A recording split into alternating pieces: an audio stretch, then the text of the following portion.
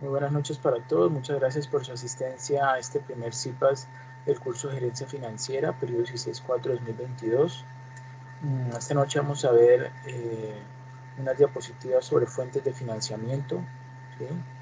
Tanto interno como externo, el costo promedio ponderado del capital, WACC, el EVA, Economic Value Added, y el Market Value Added.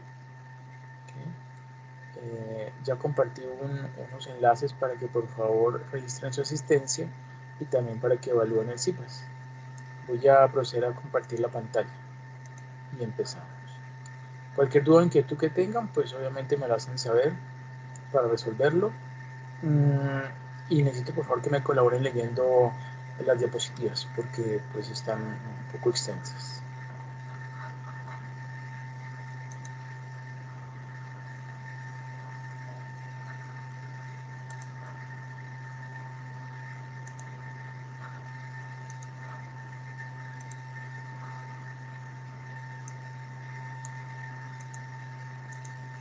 Confirman por favor si la observan ya ampliada. Sí, creo que se ve suficientemente amplio. Vamos a ver Ok, ahora con un texto más pequeño. perfecto, muchas gracias. Otra cosa, ustedes cuando me observan a mí, ¿me ven en la parte inferior derecha o en la parte superior derecha? Yo lo veo en la superior izquierda. A superior izquierda. Ok. ¿Y todos los demás igual? Sí, también. ¿Pero la imagen es pequeña o quito la cámara? La imagen es pequeña. Ah, bueno. Ah, ok, entonces no interfiere. Listo. Ok, excelente. Bueno, entonces vamos a iniciar con fuentes de financiamiento en la empresa. ¿Okay?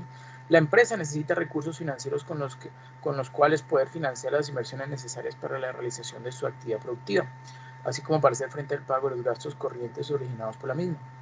Una de las principales decisiones que de forma periódica se debe tomar en una empresa, independientemente de su tamaño, tiene que ver con la financiación.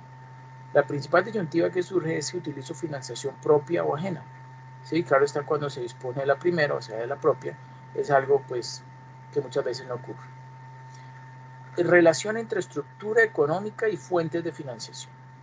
El activo de la empresa está integrado por el conjunto de bienes y derechos que son propiedad de la empresa. Esos bienes y derechos constituyen las inversiones de la empresa. La estructura económica viene determinada por la forma en que se distribuye el activo en los distintos bienes y derechos. Para hacer frente, la económica, ¿no? Para hacer frente a estas inversiones, la empresa necesita recursos financieros. En el patrimonio neto y pasivo se recogen las fuentes de financiación, ¿sí? O sea, de donde se van a obtener los recursos para invertir en esos activos, ¿cierto? Y esos bienes y derechos que van a permitir, pues, que la empresa pueda llevar a cabo su razón social. Entonces recogen las fuentes de financiación de la empresa, esto es las deudas y su financiación, en la fecha a la que se refiera el balance. La estructura financiera viene determinada por la forma en que se distribuyen los elementos que integran el patrimonio neto y el pasivo. Estructura financiera. Ahora lo voy a dirigir para que fácil identificar eso. La estructura financiera viene determinada por la forma en que se distribuyen los elementos que integran el patrimonio neto y el pasivo. El activo representa lo que tiene la empresa y el pasivo representa cómo se ha pagado lo que se tiene. Por tanto, es lógico que ambas cantidades pues, sean iguales, ¿no? Para que estén en equilibrio. Bueno, pasivo y patrimonio. Las fuentes de financiación. El análisis de la estructura financiera, patrimonio neto más pasivo, ¿sí? Es la estructura financiera de la empresa, permite distinguir entre recursos permanentes y pasivo corriente. Recursos permanentes, ¿qué son? Pues son los fondos propios y el pasivo no corriente. ¿Sí? O sea, el pasivo a largo plazo, como por ejemplo las deudas a largo plazo. Son aquellas fuentes de financiación que se encuentran a disposición de la empresa en un periodo largo de tiempo. En cambio, el pasivo corriente pues está integrado por las deudas que vencen en un periodo breve de tiempo, ¿sí? O sea, inferior a un año, como por ejemplo las provisiones y deudas a corto plazo. Ahora veamos correspondencia entre estructura económica y estructura financiera, que ya la hemos definido anteriormente. ¿Quién me dice por favor qué es la estructura económica y qué es estructura financiera? ¿Alguien que quiera participar? Les recuerdo el balance, ¿no? Lado izquierdo y lado derecho. Tu estructura económica es...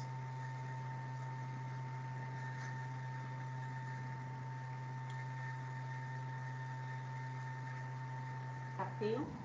Exacto, exacto, muy bien. ¿Y la estructura financiera? Activos más patrimonio. Exacto, muy bien, muchas gracias. ¿Quién respondió? Ángela. Ángela, ok, muchas gracias, Ángela. Sí, correcto. Esa es la diferencia entre estructura económica y estructura financiera, muy bien. Entonces, entre la estructura económica y la estructura financiera existe una estrecha correspondencia. En primer lugar, los importes, ¿sí?, o los valores del patrimonio neto y el pasivo siempre deben coincidir. Pero al margen de esta identidad contable, el hecho es que las decisiones de financiación condicionan, ¿sí?, a las de inversión y a su vez son limitadas por ellas. Así, para que una empresa sea viable a largo plazo, la rentabilidad de las inversiones debe ser mayor, obviamente, que el costo de su financiación. Además, la forma en que la empresa se financia incide en su rentabilidad y en el riesgo financiero que asume la empresa. Una primera recomendación, dada la estrecha relación existente entre la estructura económica y la estructura financiera de la empresa, es que el activo no corriente debe ser financiado con capitales permanentes, ¿sí?, y solo el activo corriente ha de ser financiado con pasivo corriente o a corto plazo. Eso no ocurre muchas veces en las pymes aquí en Colombia, ¿sí?, porque ellas se endeudan a corto plazo para comprar activos cuando deben haberse endeudado a largo plazo para la compra de activos. Y a corto plazo, pues se endeudan es para pagar la nómina, los servicios, etcétera, etcétera.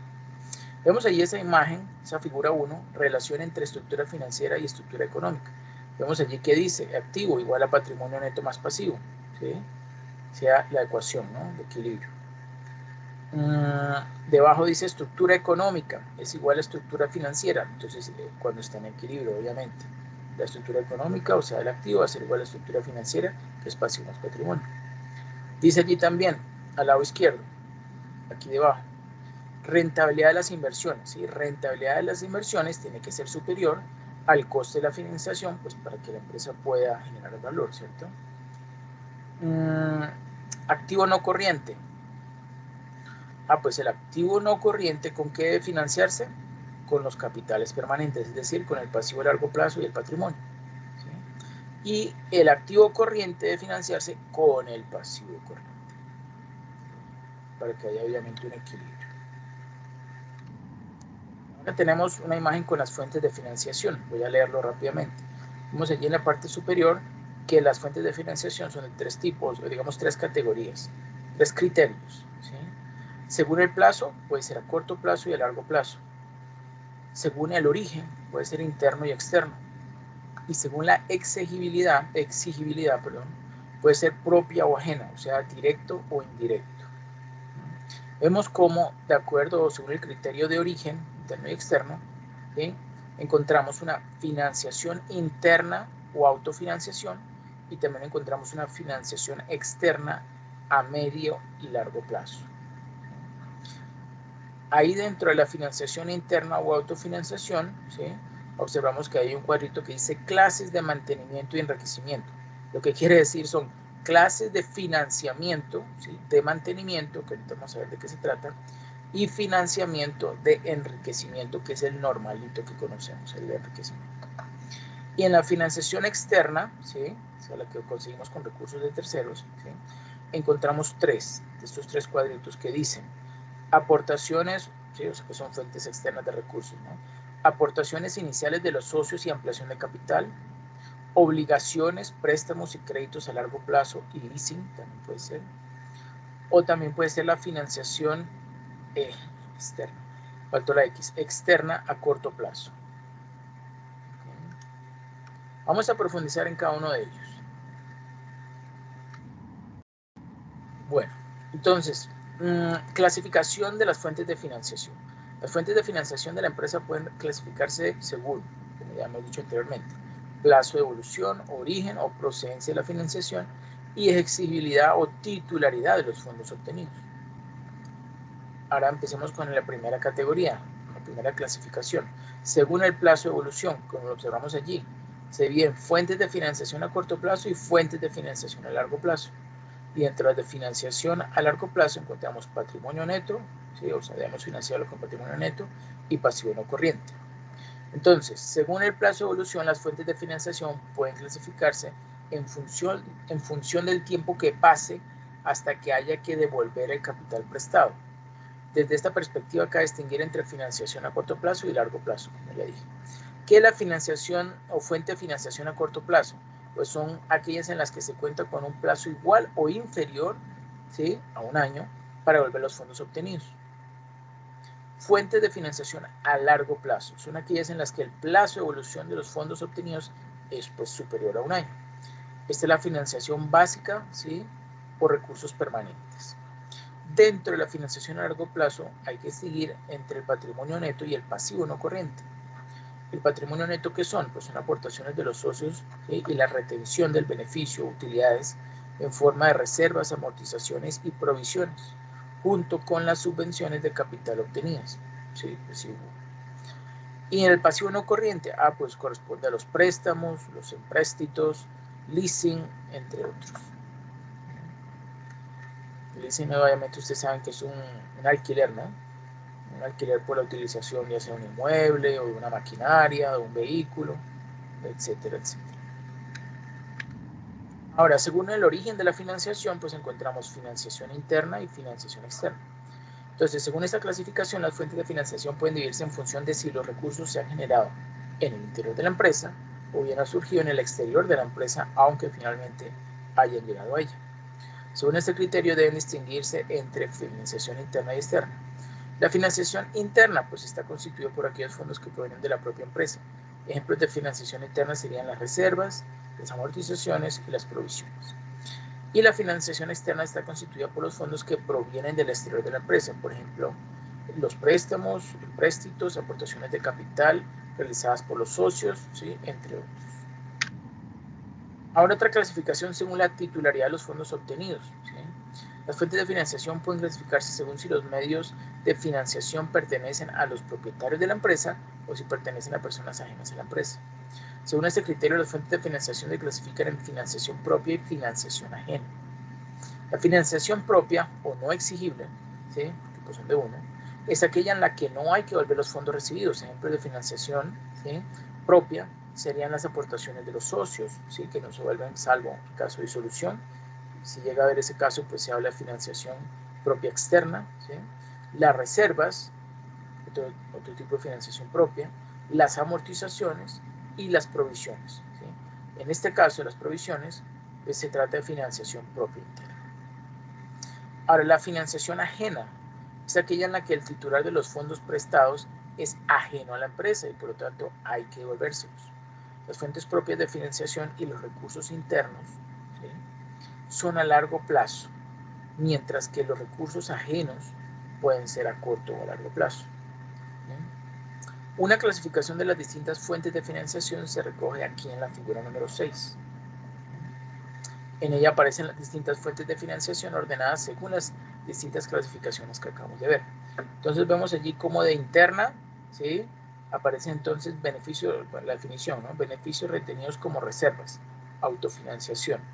Y externas hay tres categorías, ¿sí?, o tres tipos, perdón. Aportaciones iniciales de los socios y ampliaciones de capital con aportaciones de los socios. También puede ser emisión de obligaciones, préstamos y créditos a largo plazo, arrendamiento financiero, leasing. Y otra categoría pueden ser créditos comerciales y proveedores, préstamos y créditos bancarios a corto plazo, descuentos de efectos comerciales, o sea, letras, ventas de derechos de cobro o factoring, si va a vender la cartera. Bueno, entonces estas tres primeras se clasifican como de largo plazo y esta última de los créditos de corto plazo, ¿sí? Estos dos de beneficios retenidos y aportaciones iniciales de los socios, ¿sí?, corresponden a recursos propios y estos dos, ¿sí?, corresponden a recursos ajenos. Bueno. ¿Quién me ayuda leyendo esta diapositiva, por favor? ¿Puedo empezar yo, profesor? Sí, por favor. Recursos propios o financiación propia.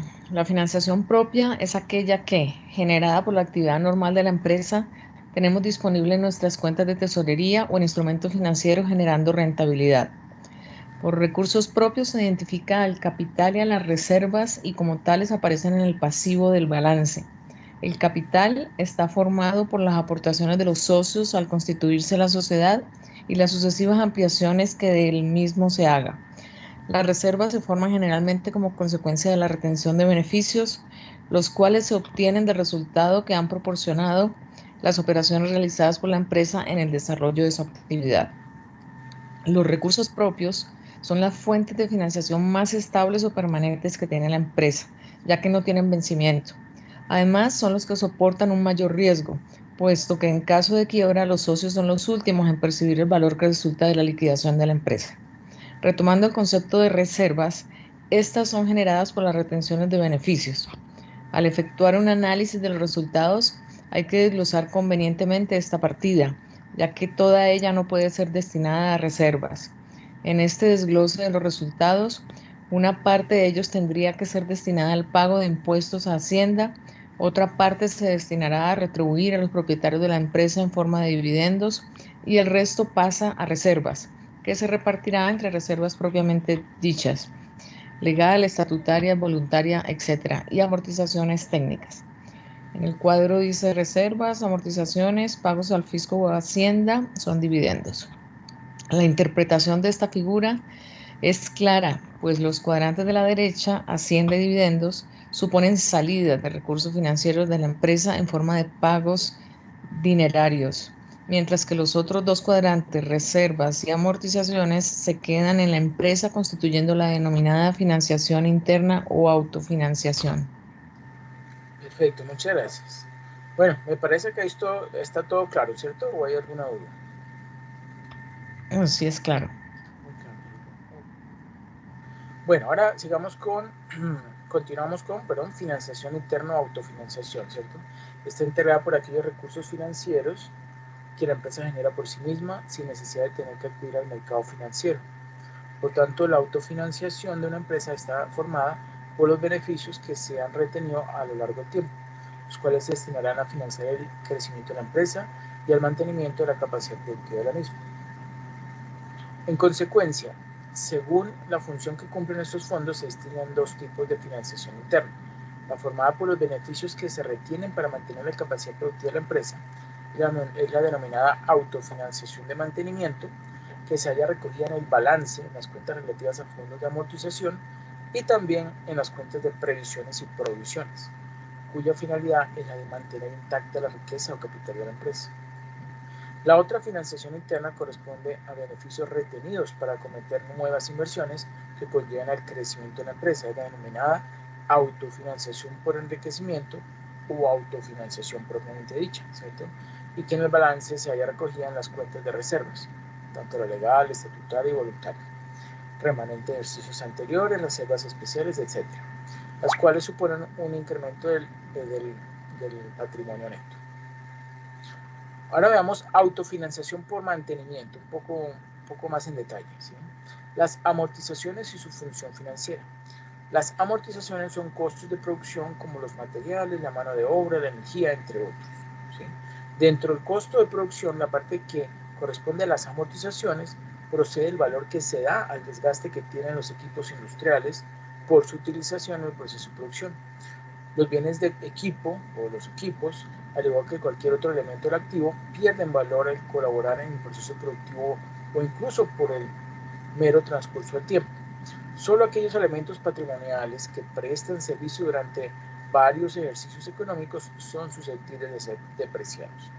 Se denomina amortización a la imputación o asignación de la depreciación al costo de la producción industrial y se denomina fondo de amortización a un fondo que se crea pues para compensar la pérdida de valor o depreciación que experimentan esos elementos patrimoniales. A esa pérdida de valor se le asigna un costo, el cual se carga a la producción. Ahora veamos amortizaciones y provisiones. Las amortizaciones, contablemente hablando, son la imputación al beneficio de cada ejercicio económico de la depreciación sufrida en ese ejercicio por los activos no corrientes, o sea, los de largo plazo. Perdón, los activos fijos. Son costos que se deducen de los ingresos para calcular los beneficios. Económicamente el efecto es el mismo. Si en lugar de reducir las amortizaciones de los beneficios, se retiene una parte del beneficio y se crea un fondo de amortizaciones para reponer el activo no corriente, ¿sí? O el fijo, cuando se haya depreciado y haya que sustituirlo. En ese sentido, las amortizaciones son una autofinanciación de mantenimiento, ¿sí? Las provisiones también constituyen desde el punto de vista económico una autofinanciación de mantenimiento. Son cantidades que al calcular el beneficio se detraen o se restan de los ingresos para cubrir pérdidas que aún no se han declarado o no se han puesto en manifiesto, como por ejemplo las que se realizan cuando se sabe que un cliente no pagará su deuda. Este tipo de autofinanciación implica financiación de inversiones para mantener el valor productivo de la empresa. Las amortizaciones y provisiones son fondos dotados en las cuentas de resultados como gasto, que no supone una salida de caja al exterior en el corto plazo, ni se encuentran inmovilizados, ¿sí?, esperando a su fin. La amortización es un fondo entonces para evitar la descapitalización como consecuencia del agotamiento y obsolescencia de los activos y que puede ser usado para su reemplazo o actualización. Y las provisiones nacen con el objeto de cubrir pérdidas que se pueden producir en el futuro, ¿sí?, por insolvencias, depreciación de existencias, pagos por planes internos pensionales, etc. Cuando la empresa vende sus productos, al cobrar el impuesto de sus ventas, obtiene unas cantidades de dinero que le permitan recuperar el valor de los factores incorporados al producto. Dicho fondo se va engrosando cada año por un importe igual al valor de la depreciación correspondiente, y al final de la vida económica del bien amortizable, pues podrá el empresario reponerlo con el dinero acumulado en ese fondo de amortización. Las amortizaciones constituyen entonces una fuente interna de recursos financieros muy importante, ya que desde que comienza la depreciación de los equipos industriales hasta la fecha en que hay que reponerlos suele transcurrir un periodo de tiempo bastante largo. Mientras tanto, las cuotas de amortización que se van acumulando constituyen un volumen de fondos muy considerable. Los recursos financieros generados por las amortizaciones, al igual que ocurre con las reservas, se van invirtiendo en la empresa casi de forma espontánea a medida que se van generando.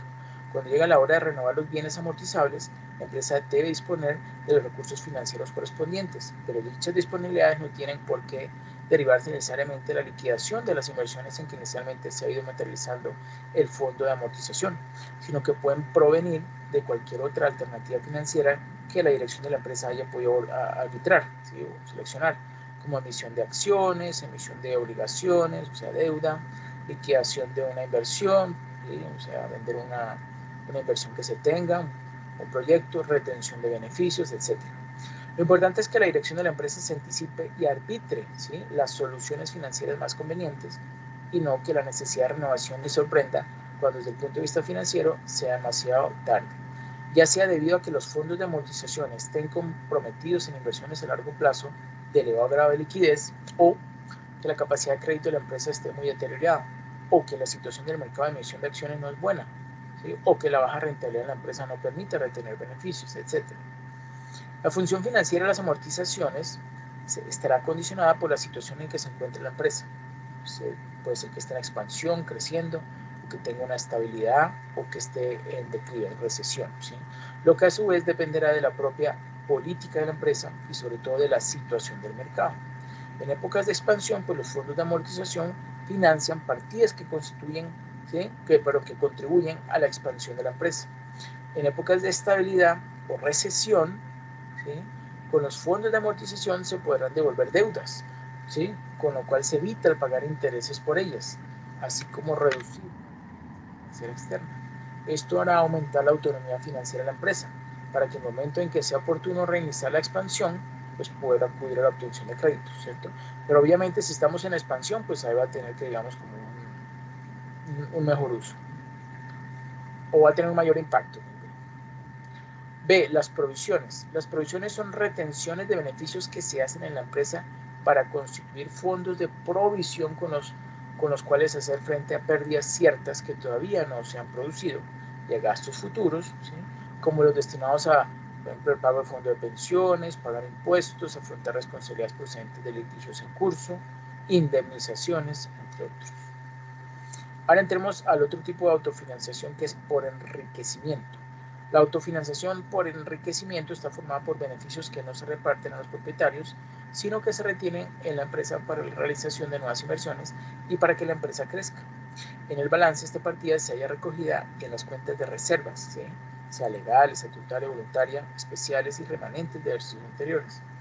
Hay que tener presente que los beneficios que una empresa obtiene durante el ejercicio económico no se hayan depositados en la caja de la empresa en forma de dinero, ni tampoco en una cuenta corriente de un banco, en espera de si decide repartirlo o retenerlo.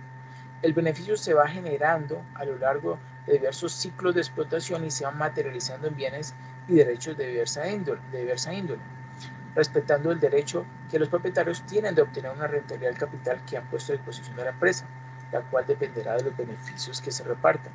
Consideramos que para que la empresa se mantenga en el mercado y pueda crecer, es necesario que cuente con recursos procedentes de desarrollo de su actividad, ¿sí? O sea, que la actividad produzca, ¿no?, beneficio. De lo contrario, la empresa se descapitalizará y acabará desapareciendo. Por ello, desde el punto de vista económico-financiero, se considera la autofinanciación, ¿sí?, ya sea por enriquecimiento o mantenimiento, como una fuente de financiación de carácter permanente, lo que significa que debe formar parte de los capitales permanentes. Ventajas y desventajas. Ventajas de la autofinanciación. Pues la política empresarial consistente en la retención de beneficios presenta para la empresa indudables ventajas. Primero, la autofinanciación le permite a la empresa disfrutar de una mayor autonomía y libertad de acción, obviamente. Segundo, las reservas constituyen para la sociedad una fuente de recursos financieros que no es necesario remunerar, ¿sí?, porque se destina para eso, se acumula para eso, ¿no?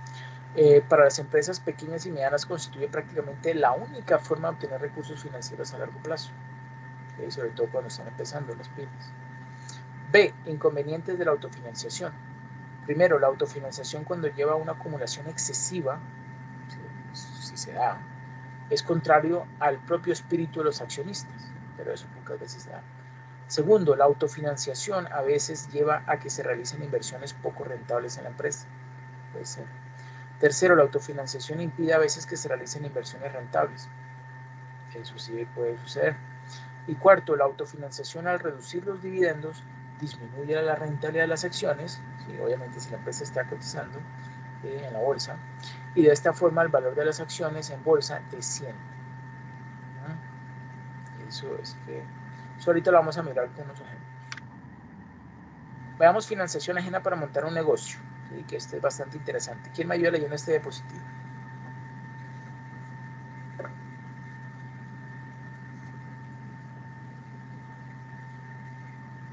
Yo, profesor. Ok, sí, por favor. Financiación ajena para montar un negocio. Al montar un negocio, algunas personas disponen por sus propios medios o en compañía de socios de dinero suficiente como para que su idea de negocio eche a andar. Surge así la tentación de financiarse exclusivamente con fondos propios. La financiación ajena transmite una sensación de especial responsabilidad. En primer lugar, porque obtenemos un dinero que no es de la empresa y que tenemos la responsabilidad de devolver. Pero además podemos tener miedo a una posible situación futura de insolvencia de la empresa. Temor entendible en todo empresario responsable, pero la responsabilidad nos debe llevar a no desaprovechar las enormes ventajas que tiene la financiación ajena para nuestro negocio y que compensan muy sobradamente todos los temores. Una buena opción es recurrir a los préstamos para empresas. Ventajas de contar con financiación ajena al montar un negocio. El apalancamiento financiero. El apalancamiento financiero es una forma de atraer recursos para el crecimiento empresarial, para con los mismos fondos propios poder llegar a proyectos de mayor tamaño y así poder beneficiarse de todas las ventajas del crecimiento, que en empresas pequeñas pueden ser muy importantes. Uno de los problemas de la pequeña empresa es precisamente estar en una trampa de pequeño tamaño que la lleve a desaprovechar buenas oportunidades que aporten rentabilidad. Pero además, el apalancamiento financiero es una vía para mejorar la rentabilidad de los recursos propios, al permitir alcanzar la financiación necesaria para obtener determinado beneficio con una menor necesidad de recurrir a los fondos propios. Es cierto que se incrementa también el riesgo de nuestra empresa.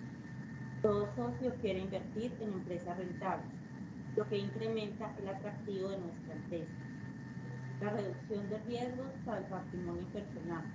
Para que la financiación ajena reduzca los riesgos de nuestra actividad empresarial para nuestro patrimonio personal, tenemos a nuestra disposición un aliado a la hora de montar un negocio.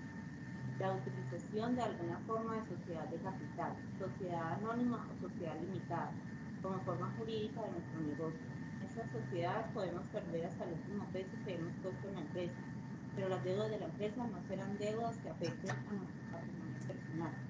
En este sentido, es importante tener presente que al pedir financiación ajena para nuestro negocio, nos pueden solicitar algún tipo de garantía que afecte a nuestro patrimonio personal, tal como un aval, una pignoración o una hipoteca.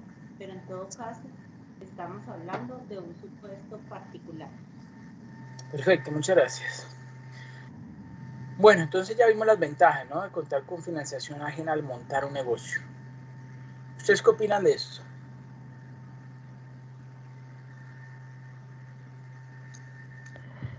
Pues ahora que lo leo, seguramente veo las ventajas, ¿verdad? Pero si fuera por mí, tuviese la posibilidad financiera, pues no haría un préstamo, ¿no? Pero pues son las cosas que estamos aprendiendo, ¿verdad? Que hay ventajas de acudir a trabajar con recursos de terceros, con recursos ajenos. Entonces, pues de eso creo que se trata. Pero sí, personalmente no me gusta tener deudas. Eso es por nosotros latinoamericanos, por todos. Todos tenemos en la mente financiarnos por nuestros propios recursos cuando en verdad podemos pedir prestado. Obviamente, si contamos, si sabemos, ¿sí?, si estamos confiados de que el negocio lo hemos planteado bien, hemos considerado todos los elementos de estudios de mercado, ¿sí?, del estudio de, qué sé yo, de la tecnología, de la producción, esa estimación que se hizo fue correcta. Todo eso, cuando uno confía en todos esos elementos que hay que analizar, ¿sí?, a la hora de iniciar o de plantear un proyecto y ejecutarlo, pues entonces ahí sí muy seguramente podemos confiar en solicitar un préstamo, ¿sí? Pero si estamos un poco como no estamos seguros de que si hicimos bien los cálculos, si realmente vamos a ofrecer el producto a un cliente, si ese cliente va a comprarnos, ¿sí? Claro que eso ocurre en todos lados, así sea un excelente proyecto, pero entre más detalle tenga y más cercano a la realidad se encuentre, pues va a tener muy seguramente mejores resultados. Entonces, por eso posiblemente al comienzo, como no estamos muy seguros, ¿sí?, no somos expertos en eso, pues entonces decimos, no, yo voy a poner en peligro son mis propios recursos, ¿sí? Y bueno, si me va mal, bueno, al menos no le debo a nadie más, solamente pierdo lo que yo invertí. Pero no debería ser así, ¿sí? No debería ser así. Bueno, yo leyendo, por favor, porque hay otras, ¿no? Otros elementos. Gracias.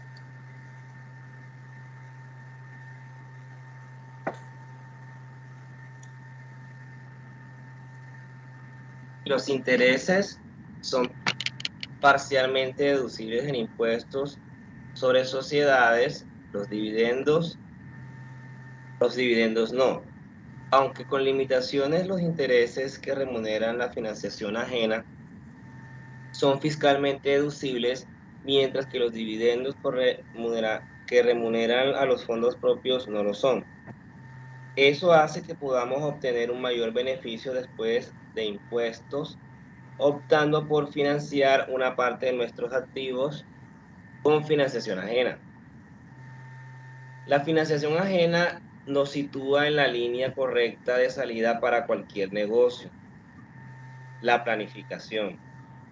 Muchos son buenas ideas empresariales que por desgracia no han llegado a un buen puerto por falta de una correcta planificación. En el arranque, el plan de negocio es una herramienta indispensable para montar un negocio. Al montar un negocio, todo emprendedor debe tener presente lo que el plan de negocio debe ser y lo que no, para hacer una herramienta que logre resultados al servicio de nuestra empresa. El plan de negocio ha de servirnos de herramienta para lograr convencer que somos merecedores de financiación ajena. Obtener financiación ajena puede ser uno de los objetivos de la mayoría de los planes de negocio, pero en el camino habremos reforzado y dado viabilidad a una idea. Haremos ideado los medios para reforzar y aprovechar nuestras ventajas y fortalezas y reducir nuestras debilidades. La financiación ajena en la que arranque el negocio, en el arranque del negocio, es la primera prueba de fuego de nuestra estrategia de comunicación. Uno de los retos más importantes de la empresa es una estrategia de comunicación, tanto interna como externa. Existen aspectos que solamente de forma indirecta están relacionados con la viabilidad financiera de la empresa, como el esfuerzo para comunicar, la responsabilidad ambiental o la responsabilidad social de la empresa. Existen aspectos que solamente de forma indirecta están relacionados con la viabilidad financiera de la empresa, como el esfuerzo para comunicar la responsabilidad ambiental o la responsabilidad social de la empresa. Pero pueden decir que con todas las diferencias que existen lógicamente en función de los destinatarios objetivos y forma de comunicar, la empresa tiene un objetivo fundamental en la mayoría de sus acciones de comunicación: mostrar que es un objetivo que merece la pena. Se trata de convencer de que la empresa dará beneficios, ofrecerá un buen producto, que será competitiva, que pagará puntualmente, que ofrecerá buenas oportunidades laborales, etc. Para quienes nos presten, se convenzan de que nuestra empresa se merece esa financiación ajena, debemos hacer el primer gran esfuerzo por convencer a las otras personas de que el proyecto merece la pena. La experiencia nos servirá en otros muchos ámbitos de comunicación. Perfecto, muchas gracias. Bueno, ahora pasemos a la financiación externa. La financiación externa de una empresa son los medios con los que cuenta esta para hacer frente a sus compromisos de pago o para realizar inversiones productivas para un mayor crecimiento del negocio de forma sostenida en el tiempo. La financiación externa está formada por aquellos recursos financieros que la empresa obtiene del exterior. ¿Okay? La financiación interna o autofinanciación resulta normalmente insuficiente para satisfacer las necesidades financieras de la empresa, y esta tiene que acudir pues, a la llamada financiación externa, bien sea emitiendo acciones, o sea, ampliando el capital, o emitiendo obligaciones, con lo cual la empresa se endeuda, o acudiendo al mercado de crédito para obtener préstamos a corto, mediano y largo plazo. El circuito de financiación externo siempre debe estar activo, ¿sí? O sea, funcionando, y es aquel que no depende de los recursos propios de la empresa ni de sus reservas. El modelo de negocio ideal es aquel que combina porcentajes de distribución equitativos de financiación interna y de financiación externa. Un modelo de negocio con elevada financiación externa puede llevar al apalancamiento y al endeudamiento excesivo, además de una dependencia importante en agentes externos cuya solvencia puede ser limitada. A su vez, un modelo único de financiación externa con un porcentaje de distribución del capital en financiación ajena muy elevado, ¿sí? O sea que los que iniciaron la empresa tienen una muy poca participación, puede traer consigo costos muy importantes debido a que hay que pagar un costo adicional para acceder a esa financiación. La financiación de una empresa la podemos encontrar en el balance de situación, en la categoría de pasivos corrientes y no corrientes, ¿sí? Donde se distinguen las deudas a corto plazo y a largo plazo respectivamente, y que corresponde con los recursos ajenos. Y se corresponde, ¿sí? No que corresponde, y se corresponde, ¿sí? O que se suma, ¿sí? A los recursos ajenos. Las aportaciones iniciales de los, bueno, ahorita vamos a hablar un poco dentro de la financiación externa, vamos a hablar de las aportaciones iniciales de los socios y ampliaciones de capital. Las aportaciones iniciales de los socios y las ampliaciones de capital son una fuente de financiación externa propia y consiguientemente a largo plazo. Las aportaciones iniciales de los socios y las ampliaciones de capital son unos fondos que no se devuelven, salvo en caso de liquidación de la sociedad, por lo que son por definición a largo plazo. Las aportaciones iniciales de los socios es el capital aportado en el momento de constitución de la empresa. Las ampliaciones de capital son aportaciones posteriores de los socios. Unas son ampliaciones iniciales de los socios y otras son ampliaciones de capital. Las ampliaciones de capital, ¿sí? Una empresa que ya está en funcionamiento puede obtener recursos del exterior mediante la captación de capital nuevo. Como ya vimos en las sociedades anónimas, el capital se encuentra dividido en partes alícuotas denominadas acciones y a los socios se les denomina accionistas. Por tanto, en estas sociedades las ampliaciones de capital, que suponen un incremento del número de acciones, pues se realizan mediante la emisión de nuevas acciones. Conviene señalar que no todas las ampliaciones de capital ni todas las emisiones de acciones generan nuevos recursos financieros para la empresa, ¿sí? Para evidenciar este hecho, consideremos los dos casos siguientes. Primero, cuando una empresa transfiere parte de las reservas, que en su mayoría provienen de la autofinanciación y su capital propio, ¿cierto?, a la cuenta capital, pues el capital se amplía, pero se trata de un simple apunte contable, sin que se produzca ninguna aportación de recursos. Cuando esto ocurre, a los accionistas se les entregan acciones liberadas, esto es, acciones por las que no tienen que pagar nada. Segundo, si a los acreedores de la empresa se les ofrece la posibilidad de cambiar la deuda por una participación accionaria, ¿sí?, que sería como por ejemplo un bono convertido en acciones, ¿sí?, en este caso se emiten nuevas acciones, pero tampoco se produce una nueva aportación de recursos financieros. Ampliaciones de capital, bueno, eso es bueno, ¿no? Eso es bueno para la empresa, ¿sí? Los bonos convertibles en acciones.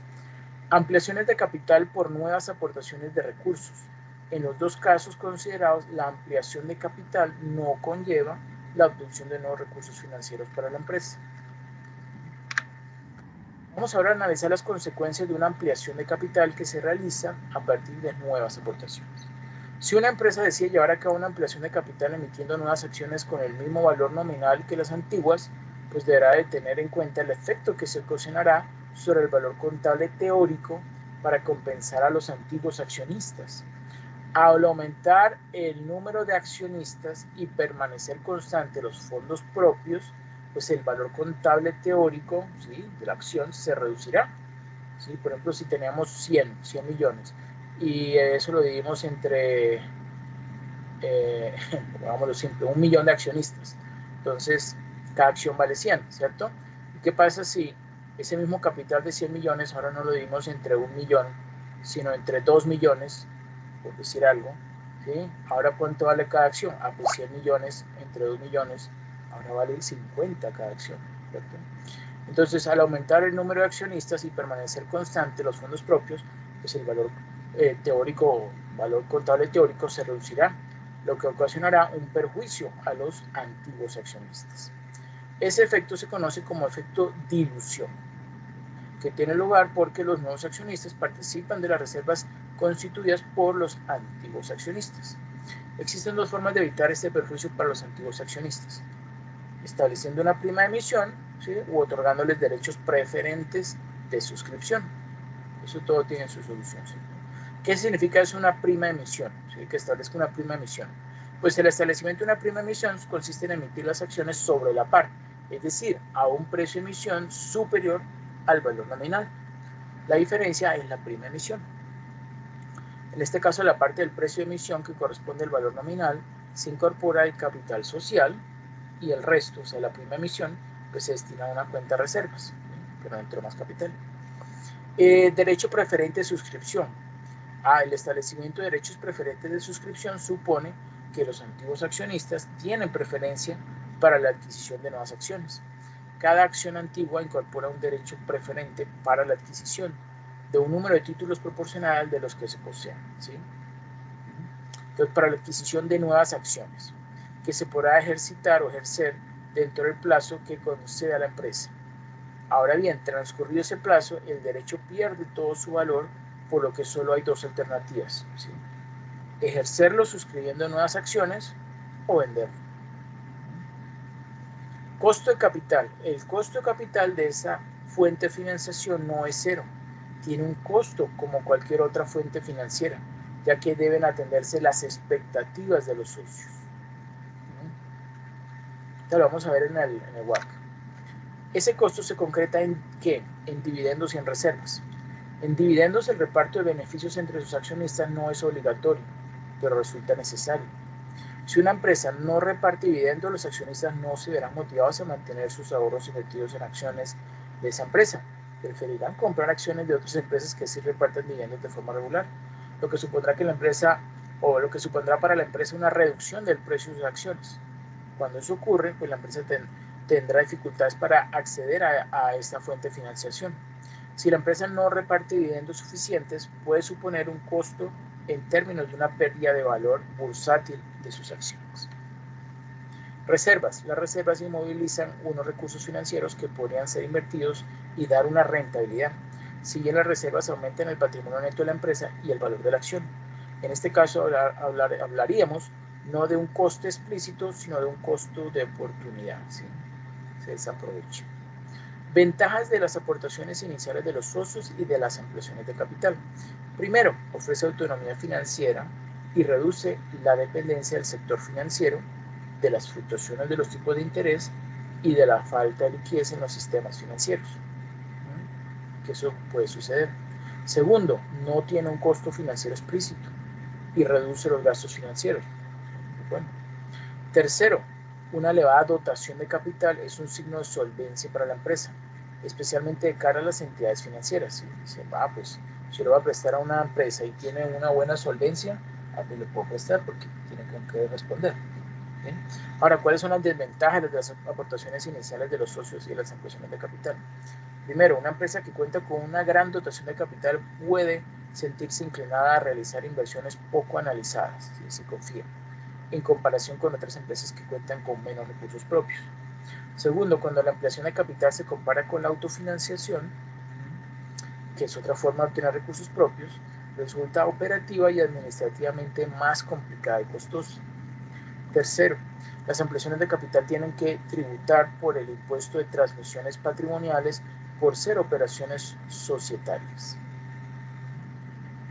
Y cuarto, dada una cantidad obtenida como beneficios, si mayor es el capital social, pues menor será la rentabilidad sobre recursos propios, ¿sí? A la hora de calcular el indicador de rendimiento sobre patrimonio, ¿no?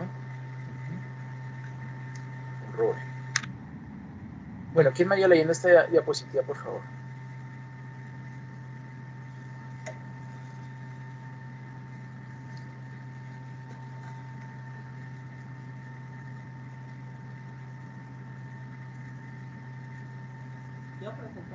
¿Puedo hacerlo yo? Bueno, si quieren una primero y ahorita la otra. Bueno, entonces voy yo, Ana María. Okay. Financiación externa y mercados financieros, mercado de dinero y mercado de capitales. Mercado de dinero y mercado de capitales. Ninguna empresa puede normalmente satisfacer sus necesidades de financiación mediante la financiación interna únicamente. Necesita acudir al mercado financiero en busca de financiación externa que sirva de complemento a la financiación generada internamente por la propia empresa. Pero aunque, en efecto, la empresa fuera autosuficiente financieramente hablando, probablemente haría uso del endeudamiento por razones económicas para aprovecharse de las ventajas que se derivan de un efecto palanca positivo. Y forzosamente habrá de acudir la empresa al mercado financiero para descontar los efectos comerciales girados sobre sus clientes o para colocar los excedentes, transitorios o permanentes, de tesorería. Los intermediarios financieros. Los intermediarios financieros son las instituciones que recogen el ahorro de los agentes económicos con excedente y lo hacen llegar a los agentes económicos con carencia o déficit, o los invierten ellos mismos en determinados tipos de activos financieros, lucrándose con la diferencia entre los tipos de interés de las operaciones activas o colocaciones y las operaciones pasivas o depósitos. Por lo que se refiere al caso concreto de España, los bancos comerciales y las cajas de ahorro son, con mucho, los intermediarios más importantes, a los que hay que añadir los bancos industriales o de negocios, las entidades oficiales de crédito, las cooperativas de crédito, las sociedades y fondos de inversión mobiliaria, compañías de seguros, entidades de financiación, entre otros. Mercado de dinero y mercado de capitales. En el mercado financiero cabe distinguir dos submercados que constituyen a su vez mercados. a saber, el mercado de dinero y el mercado de capitales. Por mercado financiero se entiende hoy día al marco institucional que permite poner en contacto a oferentes y demandantes de fondos prestables para que efectúen sus transacciones financieras. El mercado de dinero o mercado monetario es... Profesor. ¿Cómo?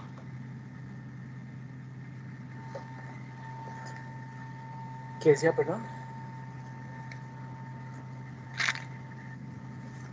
La siguiente lámina, profesor, por favor. Ah, qué pena. Listo.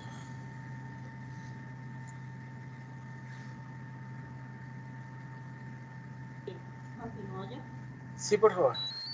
El mercado de dinero o mercado monetario es aquella parte del mercado financiero en la que se conciertan operaciones de crédito a corto plazo, o más concretamente en su acepción más restringida, en donde se negocian activos financieros a corto plazo, por tanto, de elevado grado de liquidez. A este mercado acuden las empresas para financiar sus inversiones en circulante, esto es, las necesidades de financiación asociadas al ciclo de explotación o ciclo dinero, mercancías, dinero. El mercado de capitales es aquella parte del mercado financiero en la que se conciertan operaciones de crédito a largo plazo, más concretamente en su acepción más restringida, en donde se negocian activos financieros a largo plazo. A este mercado acuden las empresas para financiar conjuntamente con la autofinanciación o financiación interna las inversiones de activo fijo y la parte estable del activo circulante o fondo de rotación. Emisión de acciones y obligaciones, el mercado primario de valores. El capital fundacional junto con la financiación interna no es suficiente normalmente para satisfacer las necesidades financieras de las empresas, y estas necesitan acudir al mercado financiero de fondos prestados en demanda de diferentes tipos de recursos. Es bastante variada la gama de fuentes de financiación o recursos financieros que las empresas pueden obtener en el mercado financiero. Aumento del capital propio mediante la emisión de acciones o incremento del endeudamiento a través de la emisión de obligaciones, obtención de créditos a corto, mediano y largo plazo, etc. El mercado primario de valores o mercado de emisión es donde se venden por primera vez los valores mobiliarios, acciones, obligaciones, etc. Mientras que el mercado secundario es donde se negocian los valores que han sido previamente colocados en el mercado primario. Perfecto, muchas gracias. Entonces yo les pregunto, ¿las bolsas de valores corresponden a un mercado primario o secundario? Primario. No, secundario. Secundario.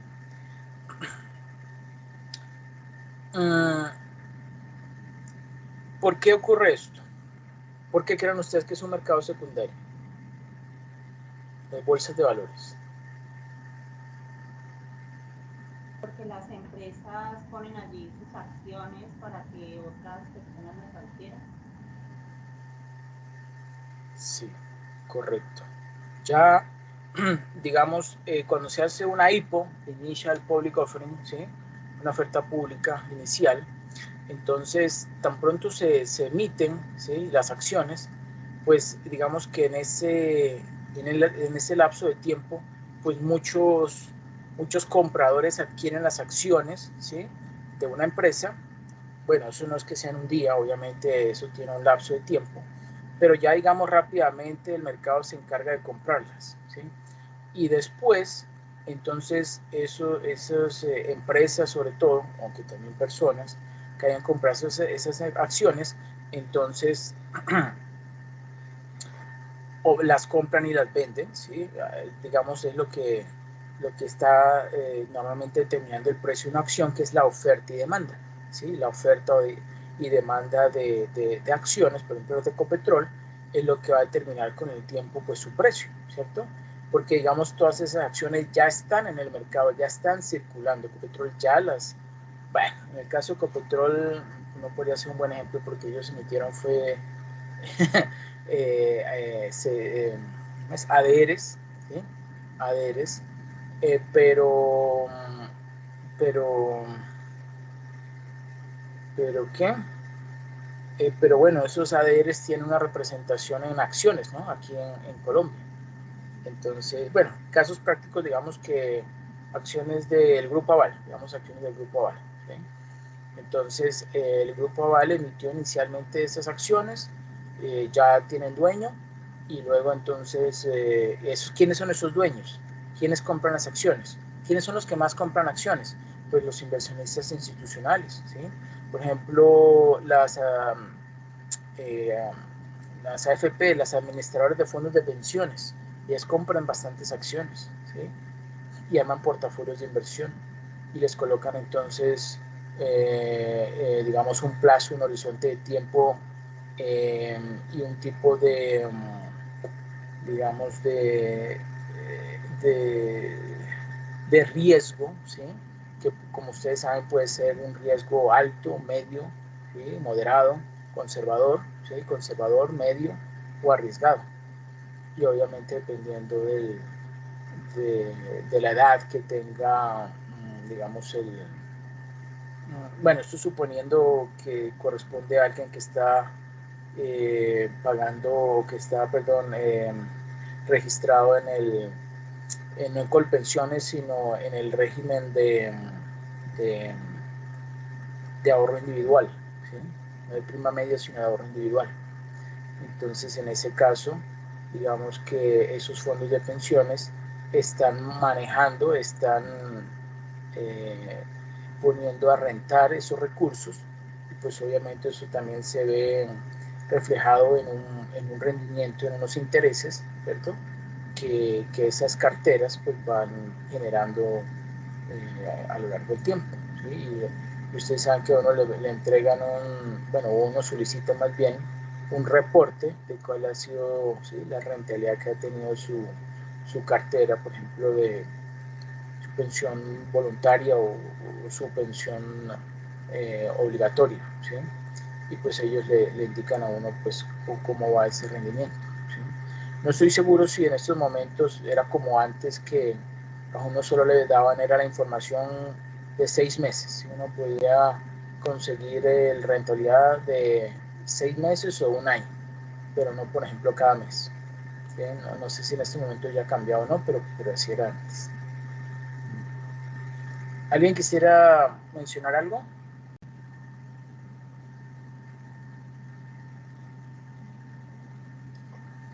¿Complementar algo? No, no, señor. Bueno, entonces continúo. ¿Quién me ayuda con costo de capital? Esto es bien interesante.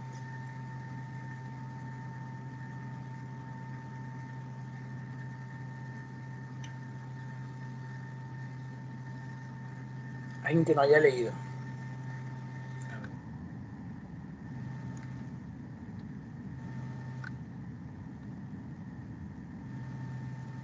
¿Andrés Antonio ya leyó? Que no me acuerdo. ¿Andrés Antonio ya leyó?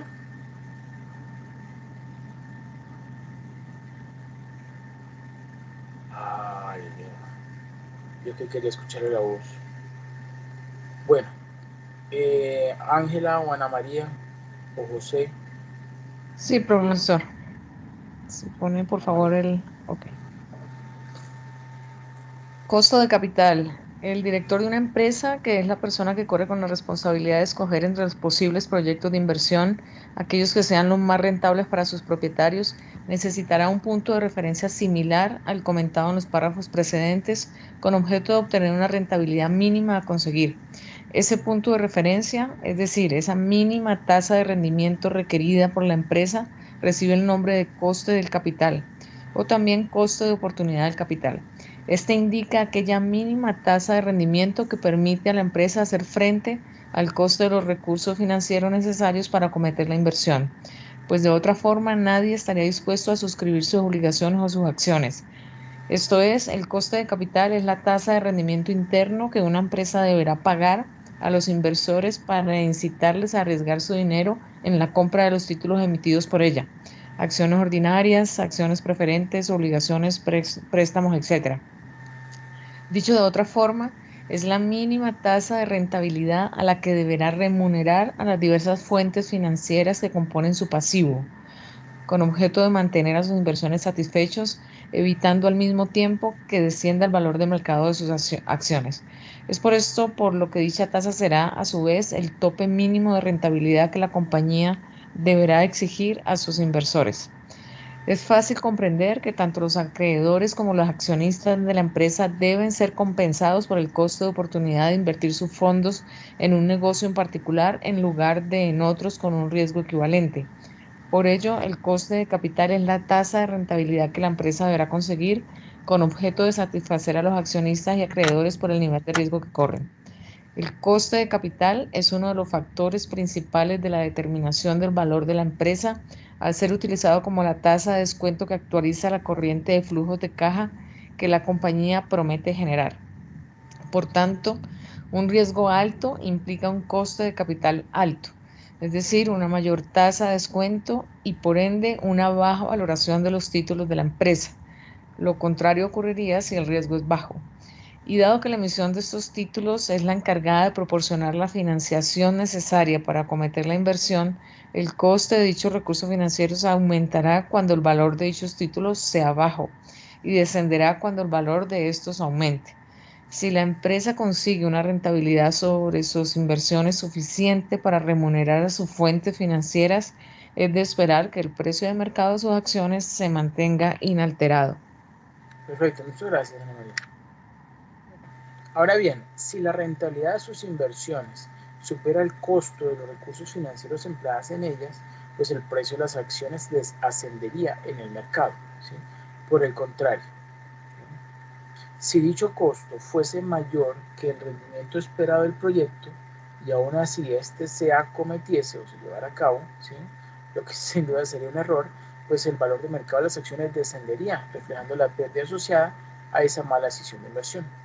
Miren allí esa figura es la figura 7. ¿Sí? Se muestra una empresa hipotética que se plantea realizar 5 proyectos de igual grado de riesgo, ¿sí?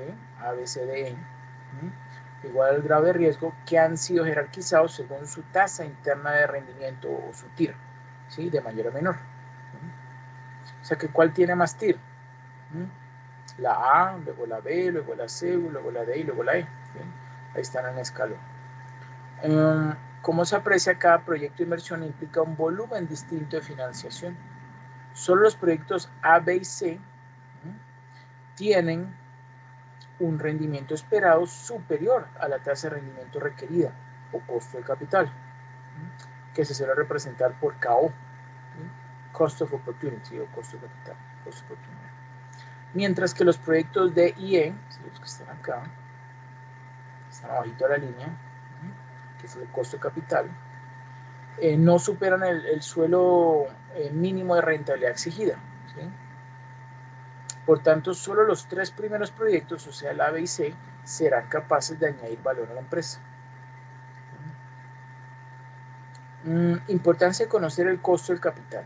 Las razones que avalan la importancia de conocer el costo de capital de una empresa son 3. Primero, la maximización del valor de la empresa que todo buen directivo deberá perseguir implica la minimización del costo de los factores, incluido el costo del capital financiero.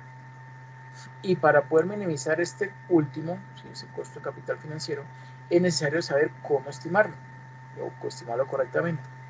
Segundo, el análisis de los proyectos de inversión requiere conocer cuál es el costo de capital de la empresa con el propósito, con el objeto de acometer las inversiones adecuadas. Y tercero, otros tipos de decisiones, incluidas las relacionadas con el leasing, ¿sí? el arrendamiento, la financiación de la deuda y la gestión del fondo de rotación de la empresa, también requieren conocer el valor del costo de capital. La estimación del costo de capital se hace más fácil en la teoría que en la práctica. Por ello, acometeremos el estudio de la misma siguiendo una serie de pasos. Primero, los factores que determinan el costo de capital, vamos a ver los supuestos básicos del modelo de costo de capital. Tercero, los tipos de recursos financieros. Cuarto, la determinación del costo de cada fuente financiera. Y quinto, el cálculo del costo promedio ponderado. Bueno, entonces los factores que determinan el costo de capital son 4, ¿sí? Que son las condiciones económicas, segundo las condiciones del mercado, Tercero, las condiciones financieras y operativas de la empresa. Y cuarto, la cantidad de financiación necesaria para realizar nuevas inversiones. Aunque todos ellos podríamos resumirlos diciendo que el costo capital de la empresa es función de la oferta y demanda de dinero y del riesgo de la empresa. Entonces veamos las condiciones económicas. Primero, las condiciones económicas. Este factor determina la demanda y la oferta de capital, así como el nivel esperado de inflación. Esta variable económica viene reflejada en el tipo de interés sin riesgo, como el rendimiento de las emisiones a corto plazo realizadas por el Estado, ¿sí? Los TES. Dado que este se compone del tipo de interés real pagado por el Estado y la tasa de inflación esperada. Cuando varía la demanda de dinero con relación a la oferta, pues los inversores alteran su tasa de rendimiento requerido. Así, si se produce un aumento de la demanda sin que la oferta reaccione proporcionalmente, pues los inversores aumentarán su rendimiento requerido. El mismo efecto se producirá si se espera un aumento de la inflación. Por el contrario, si aumenta la oferta monetaria, si la cantidad de dinero del mercado, o se espera un descenso del nivel general de precios, no creo que ocurra, pero suponiendo, se producirá un descenso del rendimiento requerido en cada proyecto de inversión. Como quien dice que se bajará la inflación. Bueno, podría ser en estos momentos cuando la política que se tiene planeada, pues efectivamente se dé. Segundo, las condiciones del mercado. Cuando el riesgo del proyecto aumenta, el inversor exigirá una mayor tasa de rendimiento requerida, haciendo lo contrario en el caso de que aquel descendiese.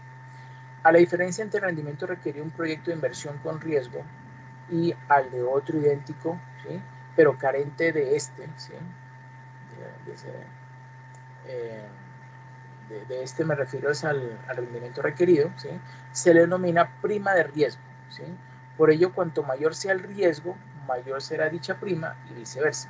Si además el activo, o sea, la acción o la obligación, o sea, la emisión de la acción o el bono que se haya emitido, es difícilmente revendible porque el mercado para el mismo es bastante estrecho, ¿sí? También podríamos decir que el activo en cuestión es poco líquido o ilíquido, ¿sí?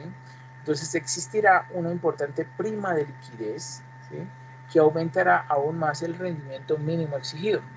Así, por ejemplo, cuando un inversor se plantea adquirir acciones de una empresa que no cotiza en bolsa, que eso suele suceder, ¿sí? O invertir su dinero en obras de arte, etcétera, pues tiene que ser consciente de lo poco líquido, ¿sí? Que son este tipo de inversiones y que por tanto su prima de liquidez pues será importante, ¿sí?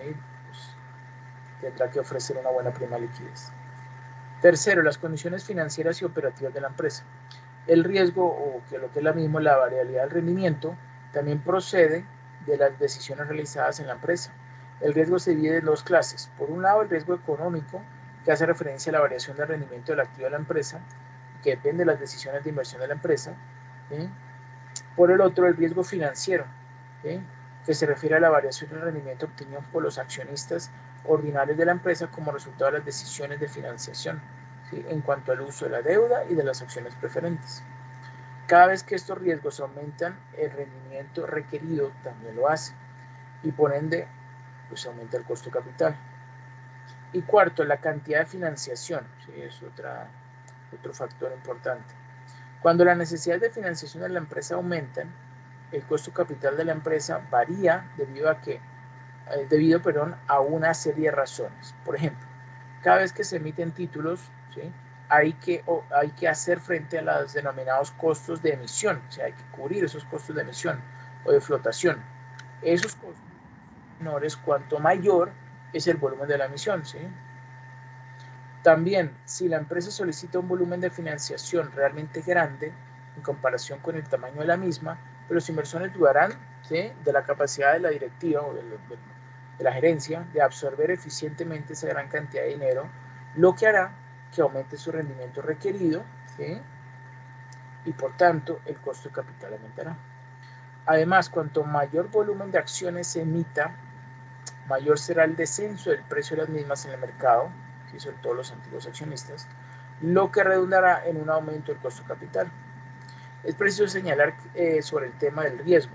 Este puede ser eliminable o no, más bien sí, reducido en algunos casos mediante una buena diversificación.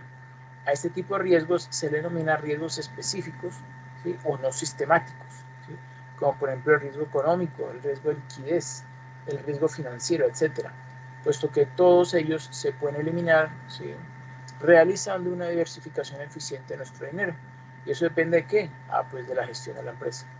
Mientras que en otros casos el riesgo no se podrá reducir más allá de un valor determinado.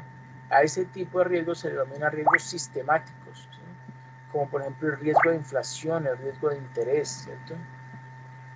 Es importante esta diferenciación porque la prima de riesgo de un proyecto de inversión cualquiera solo incorpora el riesgo sistemático al que está expuesto dicho proyecto y no su riesgo específico que se ha debido eliminar convenientemente a través de una buena diversificación. ¿Cuáles son los supuestos básicos del modelo del costo de capital? El primer supuesto, pues que el riesgo económico no varía. Dado que el riesgo económico de una empresa se define como la posible variabilidad de los rendimientos de una inversión, el nivel de dicho riesgo viene determinado por la política de inversiones, seguida por la directiva de la compañía. A su vez, tanto la tasa de rendimiento requerida sobre los títulos de una empresa como el costo de capital de la misma son una función del riesgo económico, puesto que si este último variase, cambiarían también las otras dos variables. Y habida cuenta de lo difícil que resulta averiguar qué parte de la variación del costo del capital se debe a alteraciones en el riesgo económico, supondremos que cualquier inversión cuyo análisis estemos considerando no alterará significativamente dicho riesgo. Concretando, el costo capital es un criterio de inversión apropiado solo para aquellos proyectos de inversión que tienen un riesgo económico similar al de los activos existentes en la empresa. Muy importante. Segundo supuesto, la estructura de capital no varía. El riesgo financiero fue definido anteriormente como el riesgo adicional que tienen los accionistas ordinarios como resultado de la decisión de financiar los proyectos de inversión mediante deuda o acciones preferentes. De tal manera que cuando el coeficiente de endeudamiento, o sea, la relación entre recursos ajenos a medio y largo plazo y recursos propios aumenta, ¿sí?, aumenta el endeudamiento, pues también asciende la posibilidad de que la empresa sea incapaz de hacer frente al servicio de la deuda. Eso es cuando hay un excesivo endeudamiento.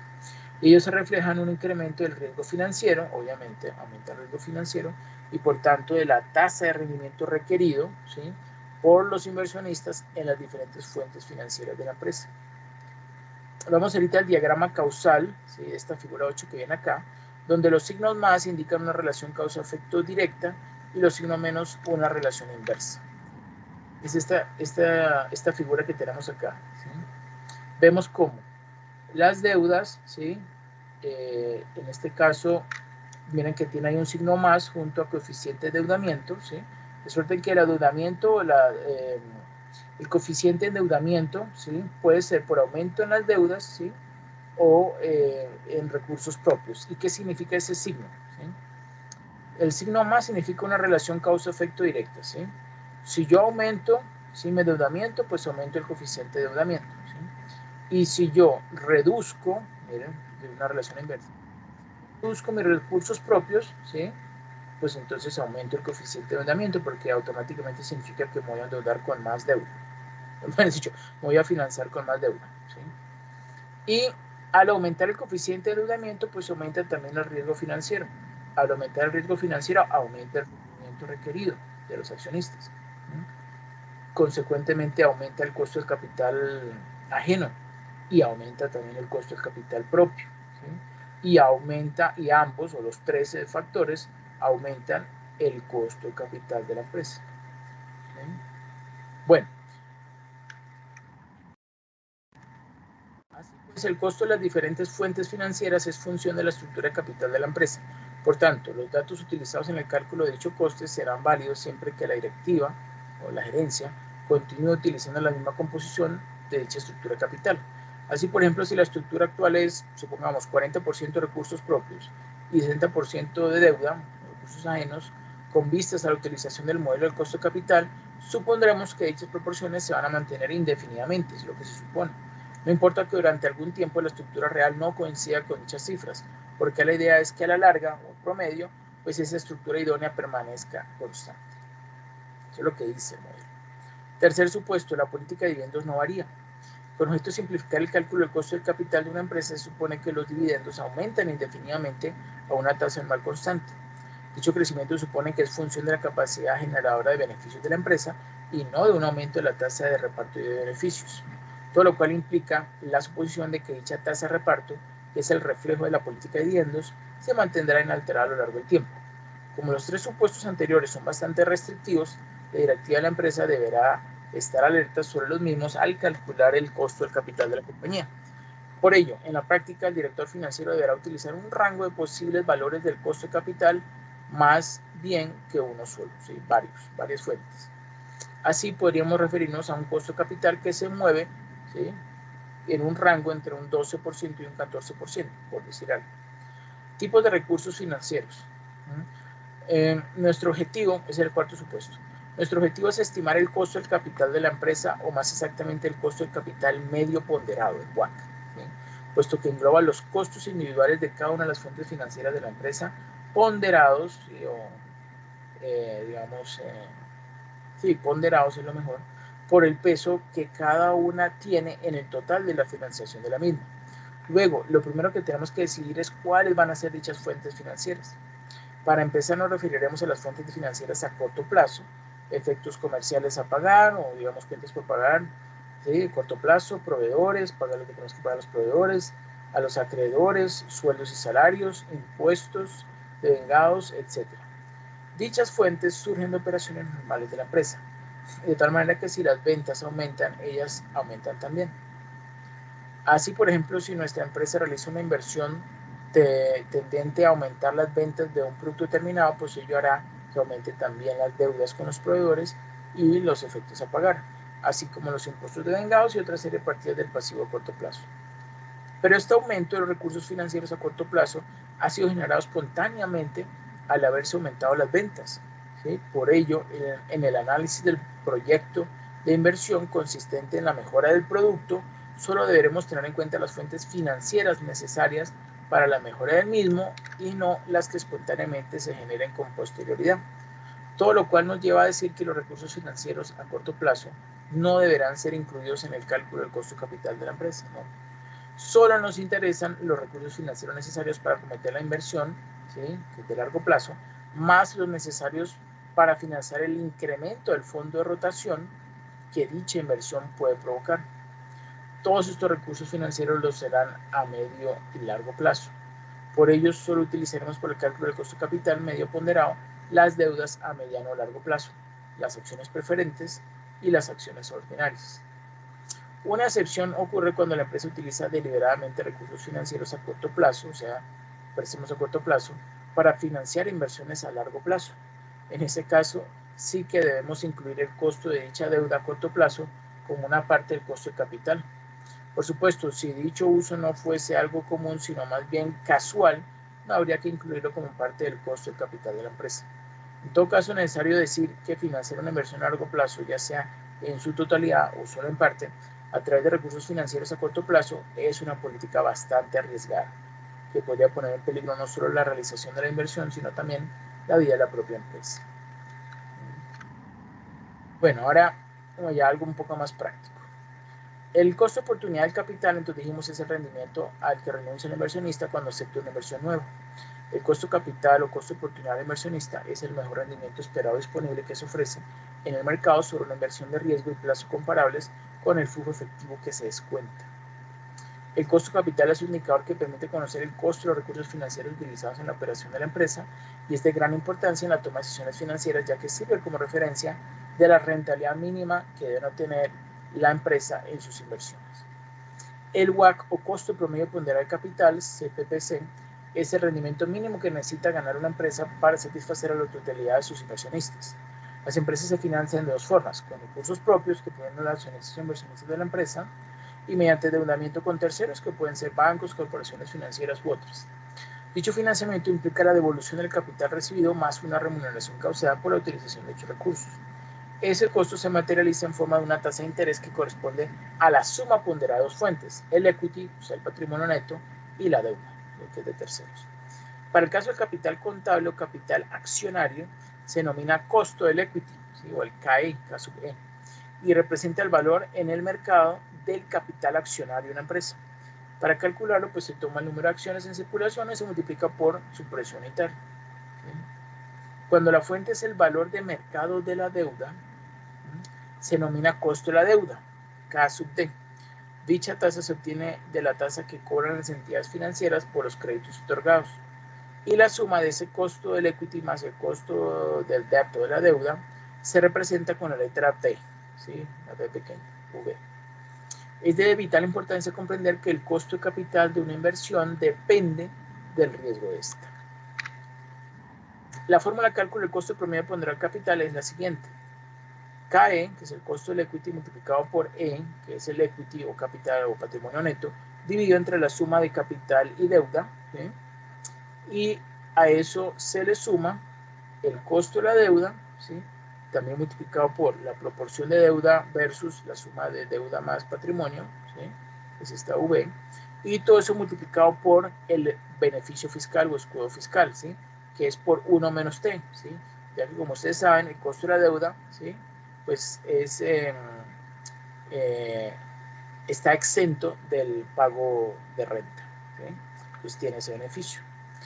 Entonces, una de las ventajas de financiarse con deuda es que el interés pagado por una corporación es deducible para fines de impuestos, mientras que el pago de dividendos a los accionistas no es deducible. Para fines prácticos, esto significa que el gobierno paga una parte del interés, supuestamente. Ejemplo de cálculo del costo promedio ponderado capital o WACC. Suponga que la empresa fabricante de pasteles Doña Dicha piensa ampliar la fábrica y abrir 2 nuevos establecimientos en la ciudad de Bogotá, para lo cual requiere recursos por 1.600 millones. Para ello utiliza 500 millones que tenía reservados, ¿sí? Con costo de oportunidad del 10%, y el resto, o sea, esos 1.100 millones, lo financia mediante préstamos a un año a 3 entidades financieras quienes le ofrecen diferentes montos y tasas de interés fijas. Paga impuestos del 33%. Entonces los datos son: el banco A le ofrece 500 millones, ¿sí? Por una tasa de interés efectiva anual del 3%. El banco B le ofrece 400 millones, le cobra una tasa de interés del 14% efectivo anual. El banco C le ofrece 200 millones, le cobra una tasa de interés efectivo anual del 16%. En primer lugar, se pondera el monto de cada préstamo entre el total de deuda y capital. Entonces, ¿cómo hacemos eso? Esos 500 millones, el monto que son 500 millones, ¿sí? Lo dividimos entre el total de que se quiere recabar, que son 1.600, 500 entre 1.600, nos da 31,26%. ¿sí? Esa es la participación, ¿sí? La proporción del préstamo versus el total. Y esa participación lo multiplico por ese costo, ¿sí? Ese costo efectivo anual, que es del 13%. O sea que el 13% por el 31,25% me da 4,0625%. ¿sí? Y así lo mismo con ese monto de 400 millones del banco B, 200 millones del banco C y los propios, ¿sí? 500 millones que está aportando Doña Dicha, ¿sí? Que tiene un costo del 10%. Normalmente el costo de capital propio tiene un mayor costo que el de la deuda, pero bueno, vamos a suponer por cuestiones prácticas que es del 10%, que es menor. ¿sí? Bueno, y haciendo esos cálculos, pues obtenemos la ponderación, el porcentaje de ponderación, ¿sí? De esos costos para cada una de esas fuentes, ¿sí? Banco A, banco B, banco C y recursos propios. En lugar se calcula el costo de la deuda, o sea, el K sub D, y se multiplica por 1 menos el porcentaje de impuestos, ¿sí? Que ese es el beneficio fiscal, para hallar el costo de la deuda después de impuestos. Entonces, pues ya teníamos aquí las participaciones, los costos de esa deuda, ¿sí? Para cada uno de los bancos, ¿sí? Y sumando solamente la de los bancos A, B y C, me da un costo de la deuda del 9,57%, ¿sí? Y si a ese costo de la deuda del 9,57% lo multiplico por 1 menos el 33%, ¿sí? Debido a ese beneficio fiscal, pues eso me daría un costo de deuda del 6,41%. ¿sí? Y ahora sí aplicamos la fórmula, ¿sí? Porque ya tenemos el costo de la deuda después del pago de impuestos, que conocemos como KDT. Entonces se aplica la fórmula que dice costo del equity, ¿sí? Costo del equity es ese 10% que ya se había mencionado anteriormente, multiplicado por la participación o ponderación de capital propio respecto del monto total, 500 entre 1.600, ¿sí? Más el costo de la deuda después del pago de impuestos, o sea, el 6,412% que obtuvimos acá, multiplicado por su proporción, ¿sí? Que es 1.100 lo que nos van a prestar los tres bancos, 1.100 millones respecto a 1.600 millones. Y haciendo esa sumatoria nos arroja un WACC o costo promedio ponderado de capital de 7,533%. ¿Sí está claro o hay alguna duda? Está claro. Ok. Eva, ¿quién me ayuda por favor leyendo Eva? Economic Value Added. Yo, profesor. Ok, gracias. El EVA es una medida financiera consistente que toma en cuenta todos los costos de capital, establece un cargo o ponderación por cargos, capitaliza los activos intangibles. Fue creado por Stewart y Koch, una firma de consultoría de la ciudad de Nueva York. El EVA afirma que solo se deben tomar decisiones o aceptar proyectos si la utilidad neta de operación después de impuestos (PAT) excede los costos de capital necesarios para financiar la inversión. Considera el coste de los recursos utilizados y el riesgo del capital invertido. Elementos del EVA: BODI, YD, PAT igual, utilidad operativa. ¿Esta es una división, profesor? Mire lo siguiente, qué pena interrumpirle. Ese símbolo que parece un dividido, bueno, es un dividido, es lo mismo, es como un igual, más bien lo hubiera puesto es un igual. El WODI es el mismo WAIDI y es el mismo NOPAT, ¿cierto? Bien, gracias. Okay. Igual, utilidad operativa después de impuestos. AON es igual a activos operativos netos igual a Inversiones. Inversiones y CPE. Corto plazo. Más cuentas por cobrar. Sí. Más inventarios, más propiedad, planta y equipo. WACC es igual a CPPC igual costo promedio ponderado de capital. WODI o RAN es igual a rentabilidad de la WODI igual a WODI igual a ON. Dividido entre AON. Dividido entre AON. Fórmulas de cálculo. Primero, EVA es igual a ON por WODI menos Costo capital promedio ponderado. Y 2, EVA es igual a WODI menos AO por costo de capital promedio ponderado. Sí, ahí lo que quería mostrar es que esas dos fórmulas arrojan lo mismo, ¿sí? El AO, bueno, el AO es AON, me faltó una N, activo operativo neto, ¿no? Esas son las dos fórmulas y deben dar los mismos resultados.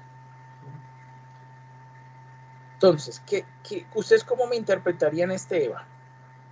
A ver, ¿quién me ayuda interpretando que el EVA, ese excedente, ese Economic Value Added o ese valor económico agregado, es igual a qué? ¿Sí? Primero miramos lo que está dentro del paréntesis, ¿no? Igual que como las leyes de matemáticas financieras. Ese excedente, ese rendimiento, ese RUODI, ese rendimiento sobre la WODI, menos ese costo promedio ponderado de capital, ese excedente de rendimiento, al yo multiplicarlo por mis activos operativos netos, me va a mostrar, me va a indicar una generación de valor, un EVA, ¿sí? Y si lo veo desde esta otra fórmula, ¿qué sería? Dice, mire, ese monto que yo tengo, ¿sí? En activos operativos netos multiplicados, ¿sí? Por ese costo promedio ponderado de capital, ¿sí? Debe ser menor, pues para que me dé un EVA positivo, a la utilidad operativa después de impuestos, ¿sí?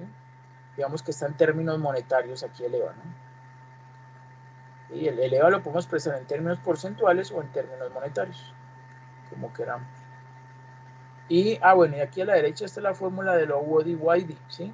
A partir de la utilidad neta, o ¿sí? Si tenemos la utilidad neta, le sumamos los gastos financieros, los gastos no operacionales, menos el ingreso no operacional y menos los beneficios tributarios y nos da el YD, ¿sí?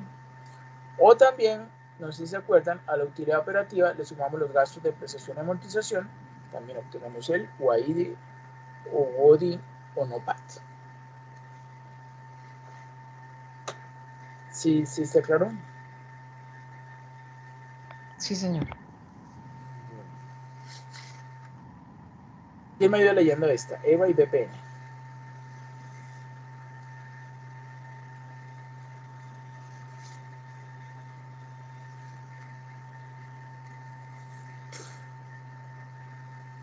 Juan Carlos. Juan Carlos, que nos ayuda leyendo esta diapositiva.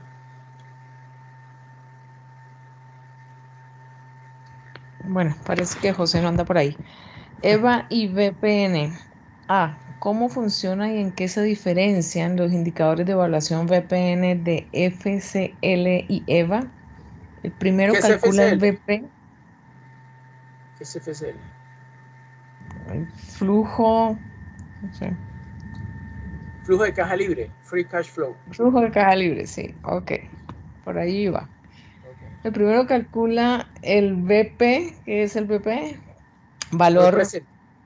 presente de los flujos futuros esperados de efectivo libres, que es la utilidad de operación menos la inversión nueva en capital de trabajo y planta.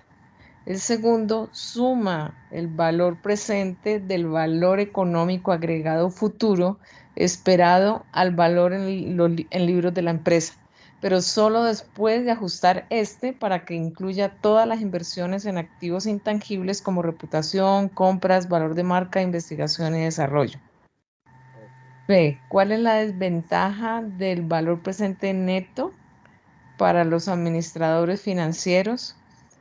Con VPN es imposible conocer en cuál año del proyecto se genera valor, mientras que con el EVA sí se puede medir la creación de valor año tras año en una organización. Ok. C. Estrategias para aumentar EVA. Primero, aumentar la eficiencia en la operación de los activos sin realizar nuevas inversiones. Para ello hay que mejorar el margen de utilidad aumentando precios de venta, reduciendo costos o aumentando la rotación de activos. Segundo, planificar eficazmente los tributos para reducir el pago de impuestos. Tercero, invertir en alternativas que superen el, ¿cómo es?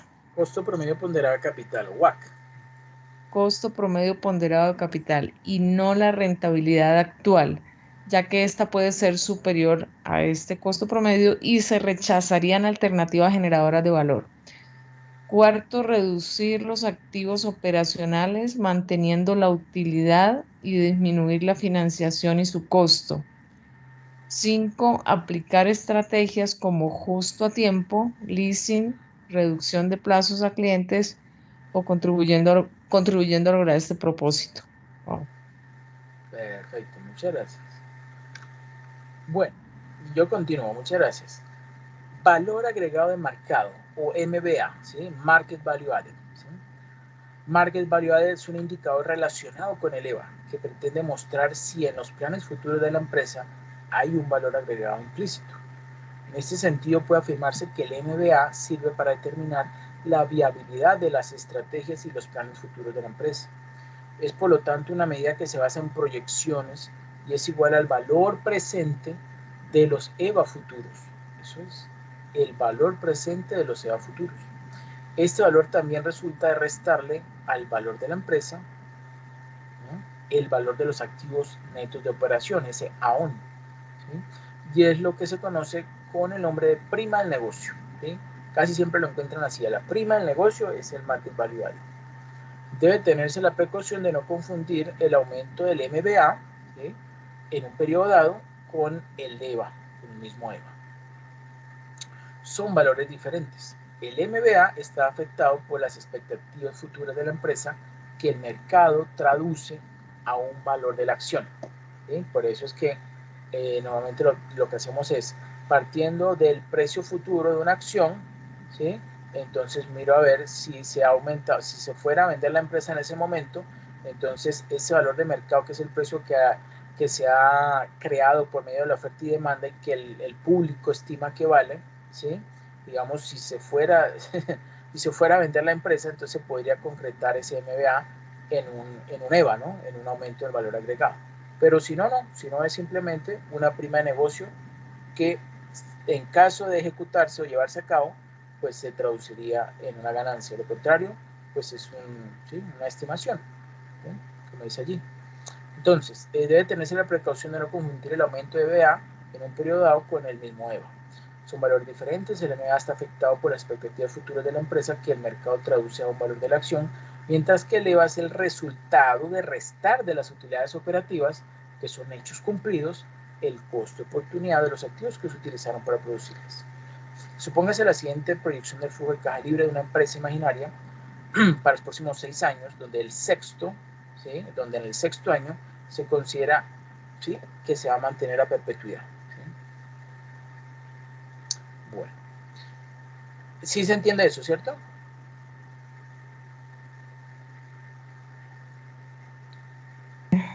Pues sí, profesor, pero cuando lo vayamos a calcular, creo que toca volver a la teoría para Bueno, seguir. ok, no, no es tan difícil, ya van a ver que no.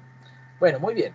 Entonces, en el primer año, supongamos un flujo de caja libre 80, en el 2 de 89, va subiendo, el 3 95, va subiendo de a 6, mire que aquí aumentó 9, ¿sí? En el segundo año del 1 al 2 aumentó 9, en el 3 solo 6, en el 4 ya subió 15, en el 5 8 y en el 6 8, ¿cierto? Me refiero a unidades, ¿no? Bueno, entonces, el capital empleado, o sea, el activo neto operación, el AON, se estima en 350 millones. Si el crecimiento esperado de los flujos de caja a perpetuidad, eso es algo que se supone, no siempre se cumple, fuera del 5%, pero ¿por qué se sigue usando? Ah, por facilidades. Y más o menos puede decirse que es un 5%, en unos años puede que esté por encima o por debajo, obviamente suponiendo que las condiciones del mercado se mantienen. Porque lo contrario, pues todo eso cambia.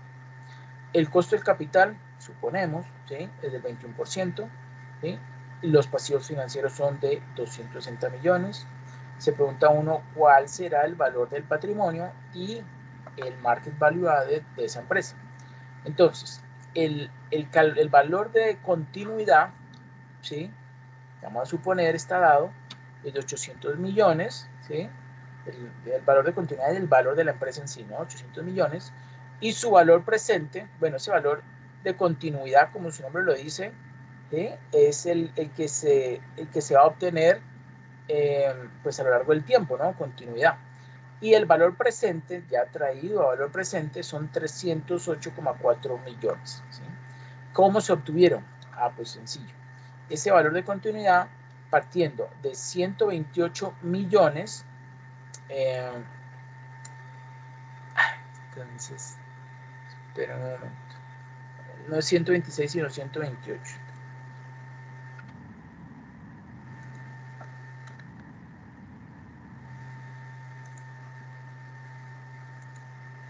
Ese 128 millones, que es lo que yo digo que de ahí en adelante va a ir a perpetuidad, ¿sí? 128 millones, este es el modelo de Gordon. ¿Ustedes han escuchado el modelo de Gordon Shapiro? No, señor. Bueno, Creo que no. a ver, yo se los explico pues rápidamente, es bastante sencillo. El modelo Gordon Shapiro dice que suponiendo o dado digamos, el dividendo de una acción, porque esto, pues digamos, estos flujos de caja libre podrían también traducirse como un dividendo, ¿sí? Por lo que él utilizó fue el término dividendo, ¿sí?, de una acción, suponiendo que ese dividendo se mantiene en forma constante a lo largo del tiempo hasta la perpetuidad, ¿sí?, podría yo conocer cuál es el valor actual de esa acción, o en este caso, de esta empresa, ¿sí?, dividiendo ese monto, ese dividendo, o en este caso este flujo de caja, entre ¿qué? Miren esta diferencia, entre el costo de capital, ¿sí?, que en este caso es el 21%, menos SG, o growth, ¿sí?, o crecimiento por perpetuidad del 5%, ¿sí? Y esa diferencia, 21% menos 5%, ¿cuánto da? 16%, ¿no? Entonces sería 128 millones entre 16%, ¿sí? Eso me da 800 millones. ¿Okay? De ahí se obtuvo ese valor de continuidad. Y el valor presente del valor de continuidad, pues ya, como me dio 800 lo descuento, ¿sí? Solamente estos periodos, 1, 2, 3, 4, 5, ¿sí? Entonces lo divido entre uno más ese costo de oportunidad, ¿sí? Que es mi tasa de descuento, con costo de capital del 21%, por eso estaba 1,21 elevado a la 5, no es que está multiplicado, sino es elevado, espérense, acá elevado.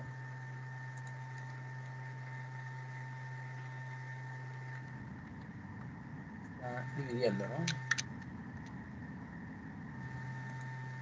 Y eso me da, ¿sí? Ese descuento, 800 yo lo descuento entre 1,21 elevado a la 5, eso me da 308,4, ¿sí? 308,4 millones. El valor presente de los flujos de caja de los años 1 al 5, utilizando ese costo de oportunidad, ese costo de capital, perdón, del 21% como tasa de descuento, ¿sí? Es 277,3 y por lo tanto, miren lo que pasa. El valor presente de los flujos de caja del periodo relevante, este que nos había dado acá, 308. Bueno, ahorita lo corrijo. 308,1. ¿Sí? Más el valor presente del valor de continuidad, 237,3. Esa sumatoria de esos dos valores, por eso tiene un igual. El valor de las operaciones son 595,4. Si a ese valor de las operaciones, que son 595,4 millones, le resto el valor presente de los pasivos, que ya nos había dicho aquí antes que había unos pasivos financieros de 260 millones, ¿sí? Todo está en el mismo momento de tiempo que es el inicial o cero, ¿no? Por eso los puedo sumar así tranquilamente. 595,4 menos 260 me da un valor del patrimonio, ¿sí? De 335,4. Entonces ya tengo el valor del patrimonio a hoy.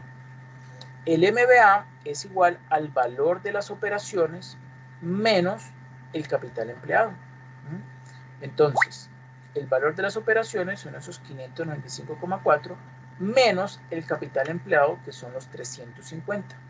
Y eso me da 245,4. Ese sería mi market value added. ¿Sí? ¿Ok?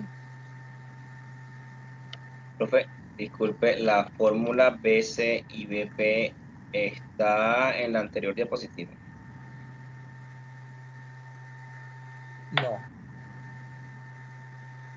No está. Yo se lo voy a agregar. El Okay. valor de continuidad y el de valor presente, el valor de continuidad. Bueno, sí, ese es un ejemplo ahí sencillo. Ojo, este capital empleado es el AO, ¿no? Esperen, se lo coloco porque no está muy claro. Activo operacionalmente. Que fue con lo que yo generé, ¿no? Mi activo con el que generé esas ganancias. ¿Okay?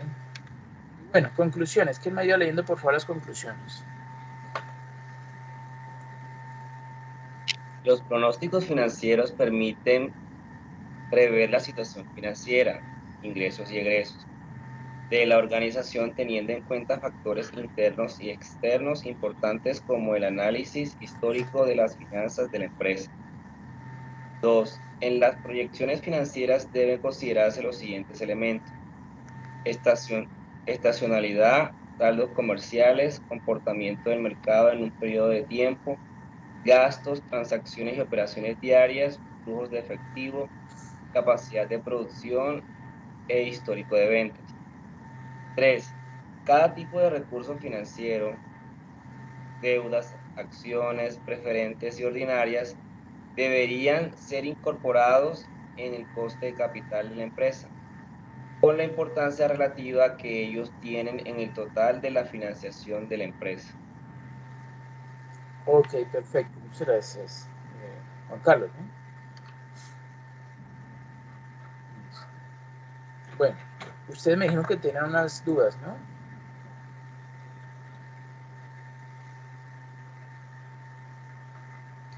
Respecto a la tarea de la fase, profesor. Sí, me parece que sí o no.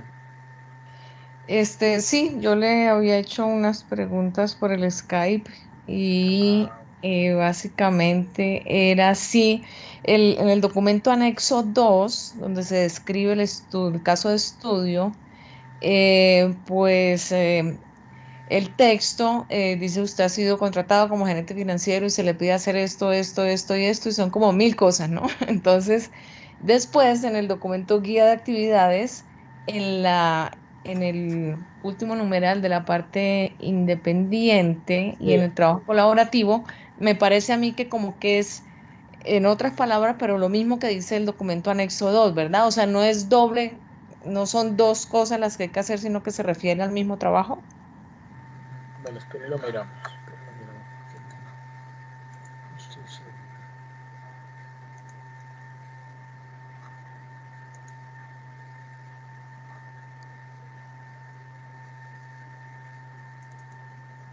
Bueno, aquí estoy abriendo la guía.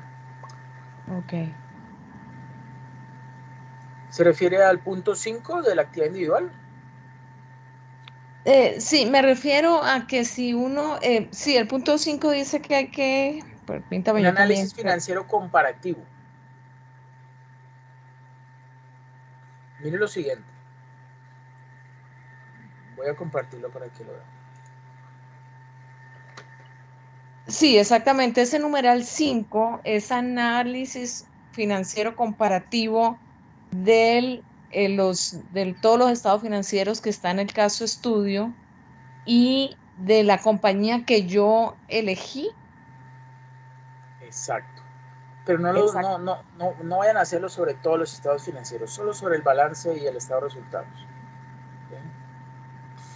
Sí, correcto. ¿Okay? Para no incluir el estado de cambios en el patrimonio ni el flujo de efectivo. ¿Sí? Solo el Sí. estado de resultados y el balance. Y bueno, estado de situación financiera. Entonces, yo voy a compartirles ahorita un documento muy bueno que conseguí de un estudiante de la Universidad de Barcelona. Esperen, se los muestro de una vez para que lo veamos, que hace muy buen análisis sobre, bueno, me hace un análisis comparativo muy bueno. Esperen, se los comparto.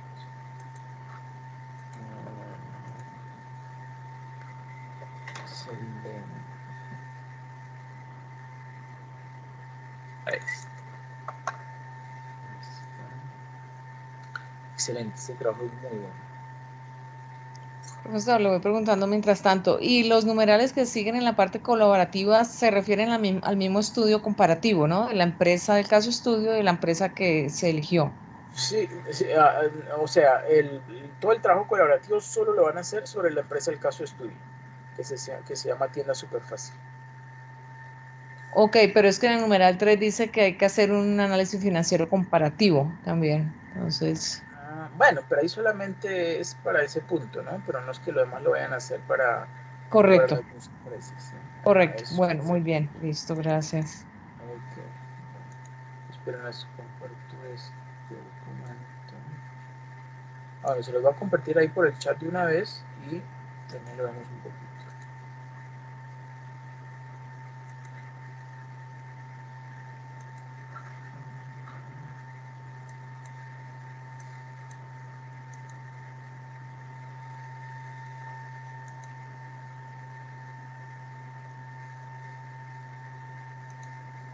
Ok, se los compartí y voy a compartir comentario.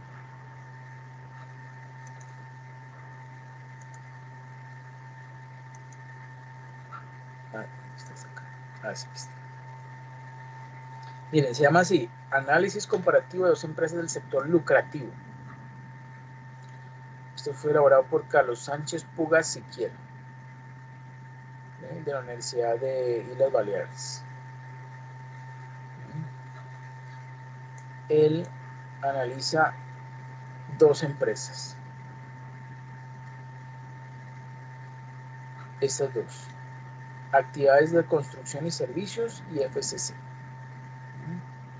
Bueno, ahí hace un análisis de los estados contables, bueno, ¿verdad? Eso lo pueden obviar. Bueno, si lo quieren leer no hay ningún problema. Aquí habla un poco de la empresa, ACS, actividades de construcción y servicios, ¿sí? Y FCC, Fomento de Construcciones y Contratas S.A.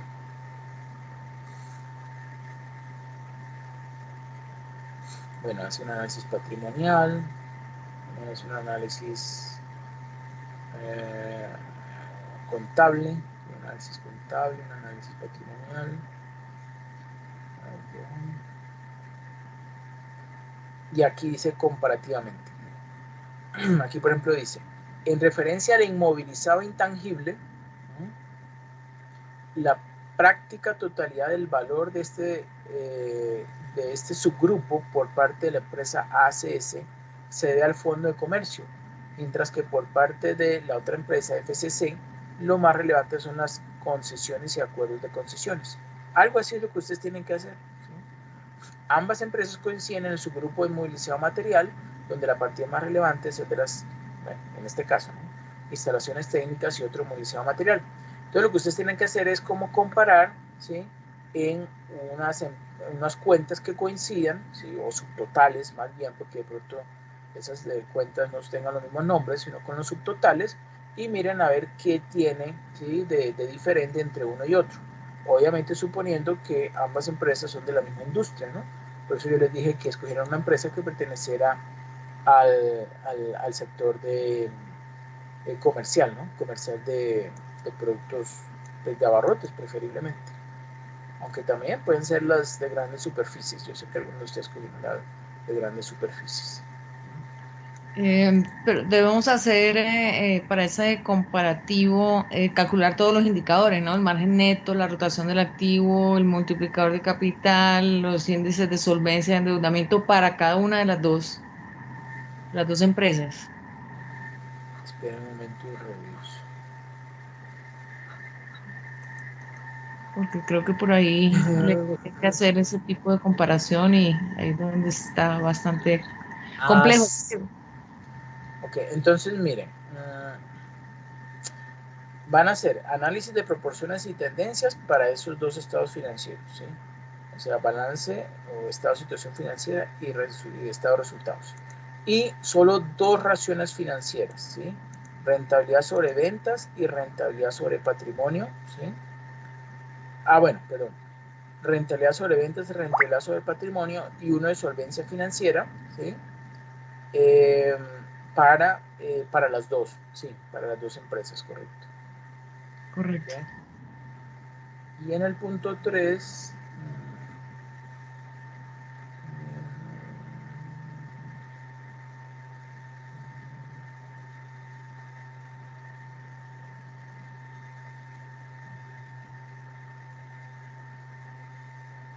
bueno, van a determinar entonces el nivel de endeudamiento, la eficiencia en la comercialización de productos. ¿Sí?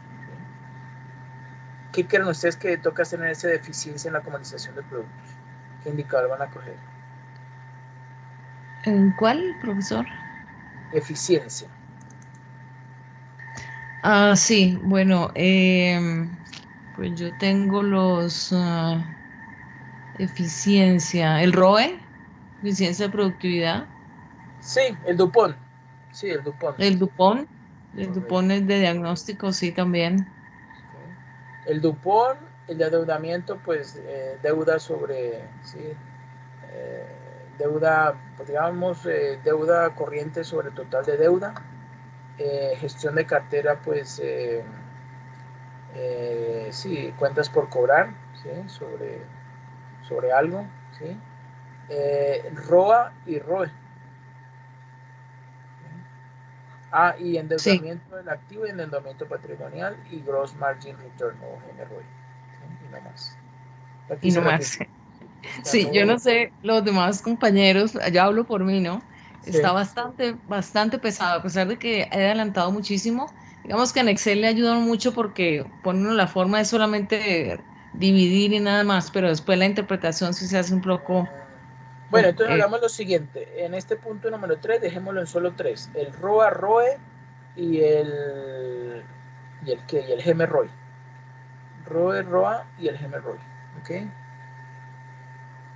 Ok. ¿Listo? Sí, bueno, profesor, pues ahí vamos a hacerle hasta está bastante extenso, bastante extenso. Ay, pero acuérdense Bueno. que ustedes tienen un mes, lo que pasa es que empezaron un poco tarde, pero hay tiempito ha habido. No, profesor, pero es que un mes no, porque si uno tiene 4 o 6 materias, entonces resulta que tiene 4 días para hacer todo el trabajo, es la Sí. verdad. Pero bueno, no, lo importante era entender de que no eran dos solicitudes diferentes, una la del anexo 2 y otra la de la guía, sino que todo lo que dice la guía y cuál es la comparativo que había que hacer. De acuerdo, ya el resto pues es hacer los cálculos de los indicadores y hacer el comparativo y la interpretación. Ya eso está claro. Okay. Yo ahorita les paso un videito que indica fácilmente cómo calcular el estado de fuentes y usos de fondos. Sí, eso es sencillo. Ya cuando tienen Excel, es simplemente pasar una fórmula, determinar cuál es fuente, cuál es uso y que cuadre y listo. Eso no tiene Bueno, muy ningún... bien, muchas gracias, profesor. Ok, con mucho gusto. ¿Alguna otra duda? El estado de fuentes y uso es el mismo de flujos de efectivo. Pues parecido. No. ¿Se acuerdan en la clase de contabilidad que le decían este es un uso y esto es una fuente?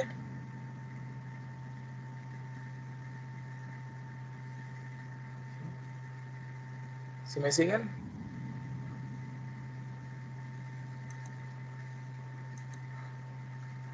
Eso es, el fuente de uso y aplicación de fondos es el mismo, fuentes y usos, es el mismo. Es determinar cuáles son, ¿sí?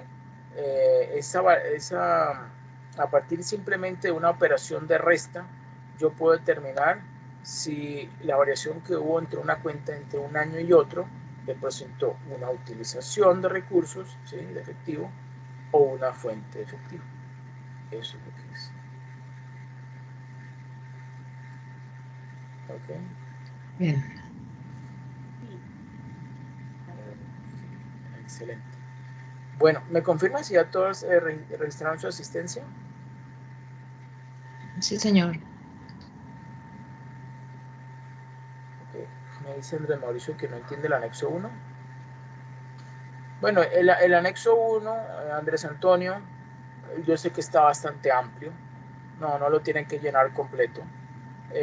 Con que me llenen algunas de las secciones, creo que son 5 secciones, con que me llenen unas 2 secciones que tienen ahí los valores de las cuentas en el caso de estudio, ¿sí? Lo pueden diligenciar. No tiene que ser todo. ¿Sí? ¿Por qué? Porque pues hay unos indicadores, ¿sí? que digamos que no aplican, no tienen mucha razón de ser, no mucha razón para utilizarlos porque desconocemos, ¿sí? Por ejemplo, exactamente cómo se discriminaron los gastos, ¿sí? Que si fueron una producción administrativos y cuáles fueron de ventas, sí, digamos, ustedes traten de diligenciar esa plantilla, pues lo que más puedan con los datos que tienen. Los que ustedes vean que no pueden, lo dejan en blanco, no hay ningún problema. ¿Sí? Yo lo entiendo. De acuerdo. Ok, bueno, con mucho gusto. Yo estaba mirando. Ustedes ya todos se registraron en la lista de asistencia y también llenaron la evaluación del CIPAS. Yo sí lo hice. Pues yo creo que sí, profesor. Evaluación lo hice y registro de asistencia también, sí, señor. Sí, ya. Ok, perfecto. ¿Y Andrés Antonio y Juan Carlos? Perdón, José. Ya lo hacemos.